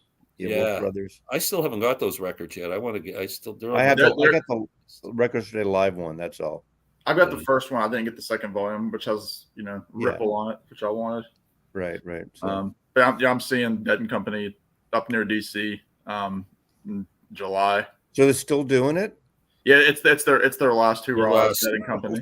Kick at the Like can. Elton John's had 6 farewell concerts. Yeah. Yeah. Like the Who. Or Right. the- Yeah. Half a Who. Half the Who. Yeah. The Hunted won a battle of the bands at Montreal Forum, beating up bands at the Guess Who. And the Hunted is a band that I know from my buddy who owns a record store. They put out an album or something, and this album is so rare; it's worth like hundreds of dollars or something. Have you ever heard of that band, Rob? No, never heard of them. Some weird, obscure Canadian band. Well, that's right in my wheelhouse then. Yeah, the Obscure Hunted. check it Canadian out. shit that no one else cares about. That's me. Sam, it's for more than just college kids. Oh, you're getting. No, he's right. It's good. Glenn, you can get a big burger, a chicken quesadilla, a wrap, and a large cheer wine for $6. All of it? Not anymore, but not anymore. They feed the family. A Jefferson Airplane tribute band in Palm Springs. I can't do the tribute bands. Although up here, I went when I first moved here. I would go to my ex's. She lives up in Kitsap County, and they have a lot of the Indian, casinos, and they had a lot of tribute bands. So we'd go to see these tribute bands, and that's like $10, $15, and you drink, and it's actually really, some of them are better than others. Definitely, there was one. For sure. The worst name was one called Wings and Things, which is a wings tribute. That sounds like a barbecue buffalo yeah, it wing sounds like you're joint. eating. Well, there is a place some called ribs Wings and and Things. wings or something. Yeah, There's a wing. the Bowie one was great, and the guy dressed up in the different like Bowie looks, and he was good. The U2 one was good. The Beach Boy one was terrible. But in a way, it was. I mean, some of them sound better than what the bands would sound like now, and it's Right. like $15, and you drink, and it's in some Native American Indian casino place. Do they do those classic album live tours in the States? Yeah, unfortunately, Or is it Canadian. I won in 2019. I won radio tickets to see. It's a group called Abbey Road Live. They were terrible. I think they were out of Atlanta, and they did Abbey Road for its 50th, note for note. And the playing, I mean, they were spot on for the playing, and thankfully they weren't one of these bands that dressed up, so they were wearing just normal clothes. Yeah. But none of them had a strong enough voice to carry the show. And by the time they got to the second half, which is when they did the greatest hits, it's like they left the stage after the show ended and were surprised that people were clapping for an encore. So they come back out and they start playing like TV theme songs. Like they started playing "Moving On Up" by the Jeffersons. Really? Yeah. I'm like, you've got all these Beatles songs. You've got over 200 Beatles songs. You can't think of 2 more songs to close out the show with. Yeah. So it Something was from the first set. I mean, it was terrible. They call them classic albums live here, and it's session musicians who get together and they tour an album. I saw a Led Zeppelin one that did Musical Graffiti in its entirety, and then something else. Yeah. And just note in Zeppelin 4, it was just absolutely incredible how good it was. Like, I mean, and great vocals and playing was incredible. And I saw a Fleetwood Mac one where they did Rumors. And Yeah. they're really good shows. I'd like to see Jason Bonham's band, Zoso. Oh, that would have been cool. Yeah, he comes around here about every other year. Sorry, guys, I just got here. Has anyone mentioned the new Neil Young album, World Record? I kind of like it actually. I haven't heard it. I haven't There's heard a it great Crazy Horse song. It's very like cool psychedelic or very Crazy Horse lead guitar called Chevrolet on it. Some people don't like the ballad stuff, but I don't think it's a. I like Neil Young. I like almost everything he does, and every album might have one or two crap songs, and the rest of it's good. But he does put out probably too many records. That's my only complaint is this. He's flooding the Yeah. market with stuff. I can't I keep think up. the Every other- time I turn around, there's a new Neil Young. I don't have any record. What's that band that I always see? It seems like every month they have two new records out. What's the?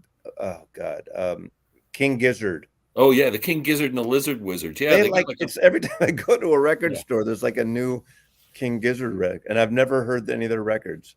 yeah. It's just psych. It's psych stuff. Modern psych. Another Mazzy question. This one about Nick Cave. Love, love, love Boatman's Call. Love his piano and slow stuff. Where do you recommend I go from here? Get the Abertois Blues Lyle of the Orpheus. It's like a double record. It's not as easy going as Boatman's, but it's a great record. Lyre, Lyres of Orpheus, I think it's called. I like that, but I like all his stuff. His later stuff's really moody and eerie. Some people don't like it, but I like Ghostine. Yeah, But it's Ghostines. really kind of ethereal in a way. Some people think it's too moody. Yeah. I like it, but I like the live Boatman's one he is did with definitely him on the great one. piano when he's doing his songs. What's that one? Which one? The white cover. It's just it's a live album. He's just by himself playing the piano. Oh, the one he did during the pandemic lockdown. Yeah. It's great at the not castle, but the something. Yeah. Oh, like that is a beautiful. I watched the pay-per-view during a pandemic, and what's it called? Let me look at it up. Let me see if I can find it. Have you ever seen him live? Yeah, like 3 times. I saw. Oh wow. It was the first show I saw after pandemic at the Paramount in Seattle. Isn't Josh a big fan of his, Glenn? JC? Yeah. I think he is. Yeah, he's an amazing writer. I've never delved in, and I feel like he's somebody that I would get into. Well, Boatman's Call is a really beautiful, moving dirge-like album. Just piano and him, yeah, and a small band. God, where's the other shit in here? I forgot the name of that record. Live at the. I don't remember. I'm looking it up. Can't find it.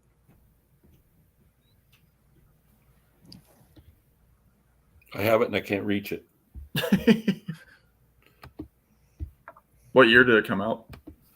Just the last couple of years, 2 years ago, a year and a half ago. Yeah. Life at the. Yeah, it's awesome. Sorry guys, just got here. There's a video of it, DVD of it too, or Blu-ray. Ref Role Models movie with Paul Rudd. I don't know what that is. Alone at Alexandra Palace. Yes, that one. It's really good. Yeah. 2020. Yeah. Yeah, it's really good. If it'd be a good thing to watch on Blu-ray or something too. Okay. It's just him, the piano. He does a lot of his hits, but it's all intimate. Beautiful record. Yeah. I really like The Barn from 2021. I haven't heard The Barn yet either. Did you watch the movie? You kind of gave up on Neil. Toast is supposed to be good too. I've heard that was good. That's the thing. I mean, it's all going to be good, but he's going to have the clunkers in it, and it's just oversaturation. I wish he would reform the Stills Young Band. That's the one album that I thought was, except for the song "Long May You Run." That first Stills Young album was a real disappointment for me. I thought it was a really weak record. But even then, I prefer the unplugged version to the Stills Young version. Yeah. Give me the depressing stuff. Yeah. Well, the Nick Cave stuff is very depressing, religious, sexual, angels, Yeah. but it's beautiful stuff. Well, especially Ghosteen. That was about his son dying, right? That whole album's kind of. He did a couple around that time. Yeah. He had two He sons lost that two died. kids. One was from I think the other one, that the more recent one, I don't think he knew him until recently. It was a woman that had a kid many years back, so he wasn't close. Oh, wow. But his other son that died is very much like the Eric Clapton thing, where I think he fell off a cliff or something. Yeah. Ooh. Yeah. On acid or something. Is that what it was? I think so. God. I mean, I can't even imagine, being a father and. Oh. George Harrison didn't love Neil Young. No, remember do you ever see that clip of George in the studio talking about playing with Neil at Bob Dylan's the Bob Fest there? Oh, during Bob Fest. And he says he's talking. I don't think he knows he's being recorded. And he goes, "Yeah, we're playing the song, and everybody's out and they're playing the song. All of a sudden, this guy starts playing this weird. I look over, it's Neil Young. And going, oh." That's why George just played acoustic guitar at that show. Good evening, Tony. You can tell George was shy playing the guitar live. Gordon Lightfoot versus Neil Young. That's a weird one. I think Neil Young would take Gordon a like fight. Fisticuffs? Yeah, music's not a competition. Yeah. I'll take Lightfoot over Neil Young. I think Gordon you Lightfoot could would be the read better my songwriter. mind. But if I had to choose. Well, they're both Canadians. Best Neil Young compilation. Decade. One of the best compilations ever. Yeah. Decade. Anyone a fan of Dennis Wilson's music? Charles Manson. That solo album's good. It's got some good stuff. I've never heard it. And he had the other one that was going to be coming out too, and then he died. A lot of that stuff made it onto the later box sets. Carnage is the album I was disappointed in. I didn't get into it that much. Do you like Carnage? Yeah, it's a weird record. It but is. I saw that tour, so the tour was better live, and he had these gospel singers behind him, and those two were great. That was earlier this year. It was, yeah. I did buy the Nick Cave B-side. I love those B-side albums. Those are really good. There's some gems on there. He does a cover of "Oh Happy Day" on one of them. The old gospel song? Yeah. Wow. Oh, here's another one. So Gordon Lightfoot's beat the crap out of Neil Young, and now he's facing Jim Croce. I'll take Lightfoot. I have a Lightfoot Jim Croce story. Yeah. People that know it. I saw Lightfoot in January with my dad. We were supposed to see him earlier, but anyway, that's beside the point. We were about third row from the front in this performance hall, and there were these four people behind us. There were two couples. They had already hit the bars pretty heavy, and they were Canadian, as we learned throughout the evening, as their talking got louder and louder, and they were, the guys were talking like, oh, Lightfoot, he's God up in Canada and that sort of thing, and blah blah blah. And the wives, they were just there because their husbands wanted to see Gordon Lightfoot. And so the whole time I'm hearing these people talk, I'm rolling my eyes like I know these people are gonna be talking the whole show. And sure enough, they were. They talked the entire show. They started crapping on Gordon as soon as he opened his mouth. And Gordon, he's 84 years old, and his voice is very fragile right now, and he's very thin. He doesn't look good. But anyway, it's Gordon Lightfoot, and you got to be there to respect him. And so they're talking. They talked the whole show. Every song they were talking. Finally, when Gordon comes, leaves the stage during the set, everybody's applauding, waiting for the encore to come back, and everybody's standing up, and the people behind me are saying, oh, what's he going to play? And these are the same people that have been complaining the whole time, like, oh, we should go. I don't want to see this anymore. This is garbage. And they were clapping, and the one guy behind me, he's like, I know what he's going to play during the encore. He's going to do Time in a Bottle. He's like, he hasn't done it yet. And I was thinking, I looked over at my dad. I said, had I known these people were waiting for Time in a Bottle the whole time, I would have told them the second song. You're not going to hear it tonight. And thankfully, some dude who was sitting behind him, he was like an ex-Marine. He told him that they ruined the show for him, and I was looking for that guy after the show to shake his hand, but I never found him. But anyway, they were waiting for Time in a Bottle the whole night. So I told And you what did he close the show with?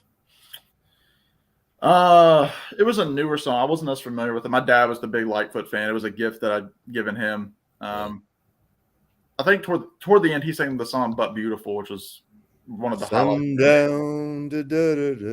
That's another thing. They kept humming "Sundown" the whole night, and the guy was like telling the story about how he was singing "Sundown" in the bathroom, and I was like, What's the long one? Something of Fitzgerald or Wreck something? of the Edmund The Wreck Fitzgerald. of the Edmund Fitzgerald. Right. Yeah. My buddy was Gordon Lightfoot's manager, and he used to tell me lots of stories. But he sadly passed away. He died of a heart attack suddenly in his 50s. But we went to the funeral. Gord was there and through the whole time and sang at the funeral and stuff like that. It was kind of Gordon lived a hard life. He did. You know what? He was a hard drinking man. Yes. And when my buddy started managing him, he cleaned him up. And you know what he got him doing? Smoking pot.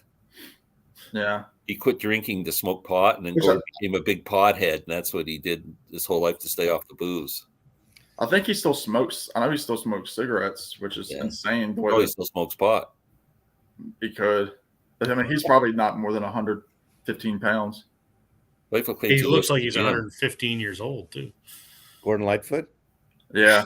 If you compare him to, like, I haven't seen pictures of him lately, so I don't know. Oh, his hair is, like, long and thin. He's very frail. Time in a Bottle versus If You Could Read My Mind. If You Could Read My Mind. Yeah. I think one of the most beautiful songs ever written. Yeah, it's pretty nice.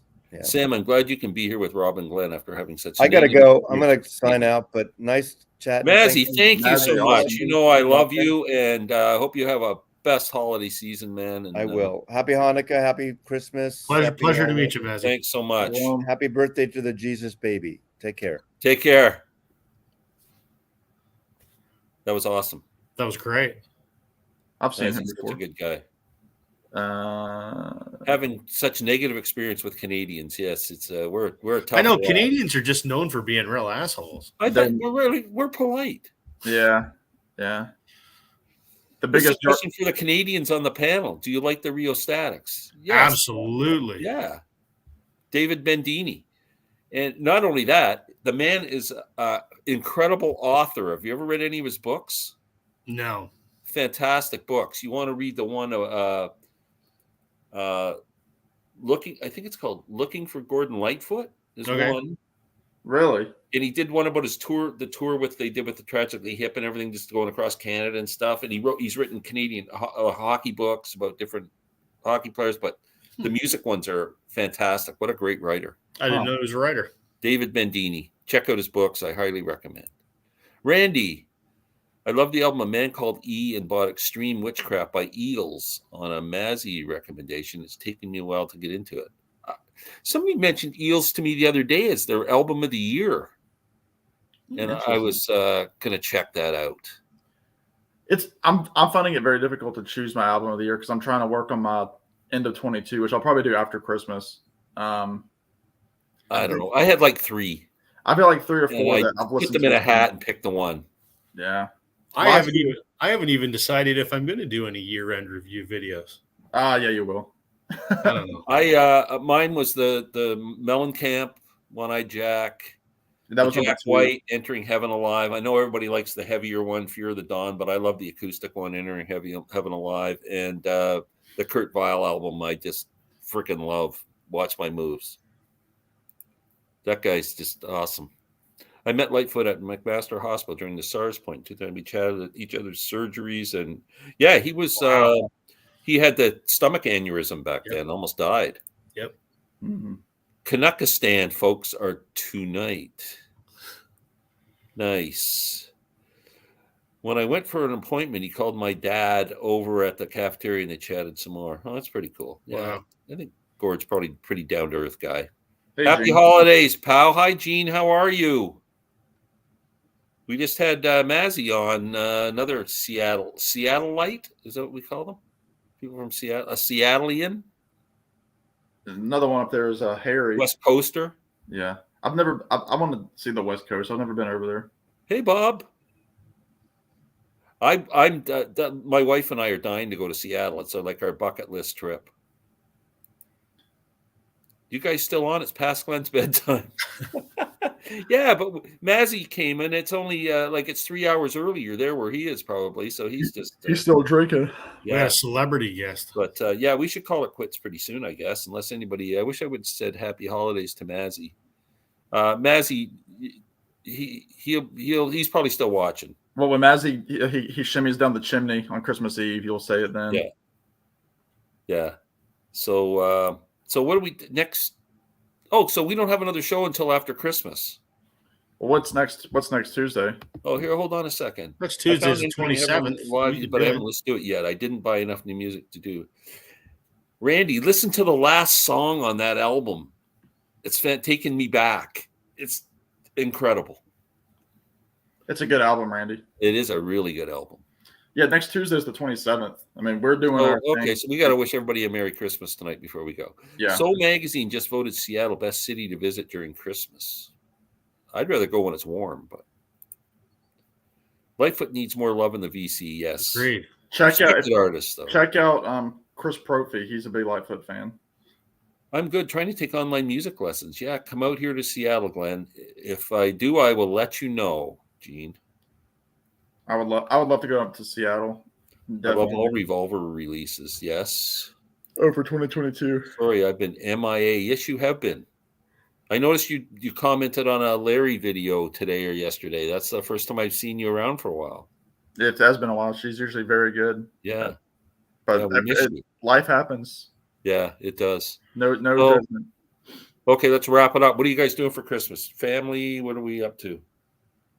Well, for me, I'm supposed to be playing guitar for 2 songs on Thursday, although they're scheduling for some snow around here, but I'm supposed to do a couple Christmas songs. And then Christmas Day, I'm local. All my family is local in the area, so we never travel. But Do you all get do you get together and have turkey, or what do we do? yeah, well, on Christmas Eve, we go to Dad's side of the family and always do stuff there with his mom and his family. And then Christmas Day, it's usually with my mom's family, and we'll be at my grandparents for supper, and we'll do stockings and stuff in the morning. We have church that morning because it's on a Sunday this year, and then we're going to go back to grandma's. So we'll be busy. We'll be all over the place, back and forth down the road, but it'll all be local. I get the feeling in the States, because Thanksgiving is so close to Christmas, that most people do their turkeys on Thanksgiving, and then Christmas is an alternate. We do ham. Yeah, Christmas that's mostly. what I think in the States. The turkey's kind of already been done. We'll still do turkey, but Yeah. I mean, we think of it more like ham is like the main dish. But I mean, we've done Christmas parties where we've done like a pot roast, like roast beef. Yeah. What about you, Rob? You got a family coming? We're just keeping it low key. We're staying home, just my wife and my son and I, and I'm keeping the turkey, and we'll probably have my father-in-law over. He just lives about 5 minutes away. Oh, cool. I don't really have much family. There's just my mom, but her relationship and mine is distant, shall we say. Well, that happens. And I don't have any siblings, so it's just kind of just going to be low key. And I think my niece and nephew are going to come visit probably on Boxing Day. So just keep it low key. But my 6-year-old is happy to stay home and that's you couldn't get a better age. No, exactly. He's right into it right now. And what's the big toy this year? He wanted this this Batman action figure thing, and like this giant Batman that opens up and you can put whatever. It's like friggin' 3 feet tall. I hope you're going to show it in one of your videos. Sure, why not? He's in this like big superhero craze, and I can't stand the superhero stuff. Oh, really? He likes it. So I was in it. Yeah, love it. I mean, I was a big Superman guy when I was a kid. I was too when I was a kid. Like I had all the comics and stuff, but they're killing the superhero thing because they're saturating the so much with it. There's too it's much oversaturation. I keep trying to steer him towards Star Wars. So yeah. What about you, Glenn? Are you? Lynn and I will wake up by ourselves on Christmas. Andrea and Daryl are in Florida, so they're going to be there. And my daughter Stephanie, who's ready to give birth at any second. Oh wow! Her and my son-in-law Ryan will be over Christmas Day. That's a Christmas present, eh? Yeah, she's due January 13th, our first grandchild. So it could be anytime. Yeah, from late December to mid-January. So yeah, that's the exciting thing in our life. So, but Grandson yeah, or Lynn and I are granddaughter, both do you big know? Christmas people. Lynn decorates. She's like, she loves the lights, and we went and drove around town last night looking at all the Christmas lights on houses and stuff, and we, you know, our tree's just full of gifts, and We're gonna get a hell of a storm on just before Christmas Eve. we're supposed to be getting bad weather. Yeah, tomorrow's like 8 degrees, and then Friday it's supposed to drop, and we're supposed to get snow and freezing rain. We're supposed to get it like Thursday, Friday, and I imagine by the time it gets down to you, it'd be like Friday, Saturday. Yeah, like we got 8 inches of snow last week when we got that snow. Yeah, Oh my god, we got creamed. I'm sick of it already. Yeah, me too. And I could be in Florida, and I'm not going. But what are you going to do? Mhm. I'm going to get caught up on some of these, and then we can say goodnight. Rubber Soul will be a great. Release. Everybody, thumbs up. Hold on a second. Bye all. Randall Nelson. Bye Randy. Take care, Bye, Randy. Randy. Merry Christmas. Well, we'll see Randy on Friday. Everybody, give this stream a thumbs up. Josh, thank you so Yeah. much. We really appreciate everybody who watches and participates. I'm bad now. LOL. Bye. Have a great night. Take care, Gene. Glad to see you back, Gene. You're the best. Rubber Soul will be a great box set.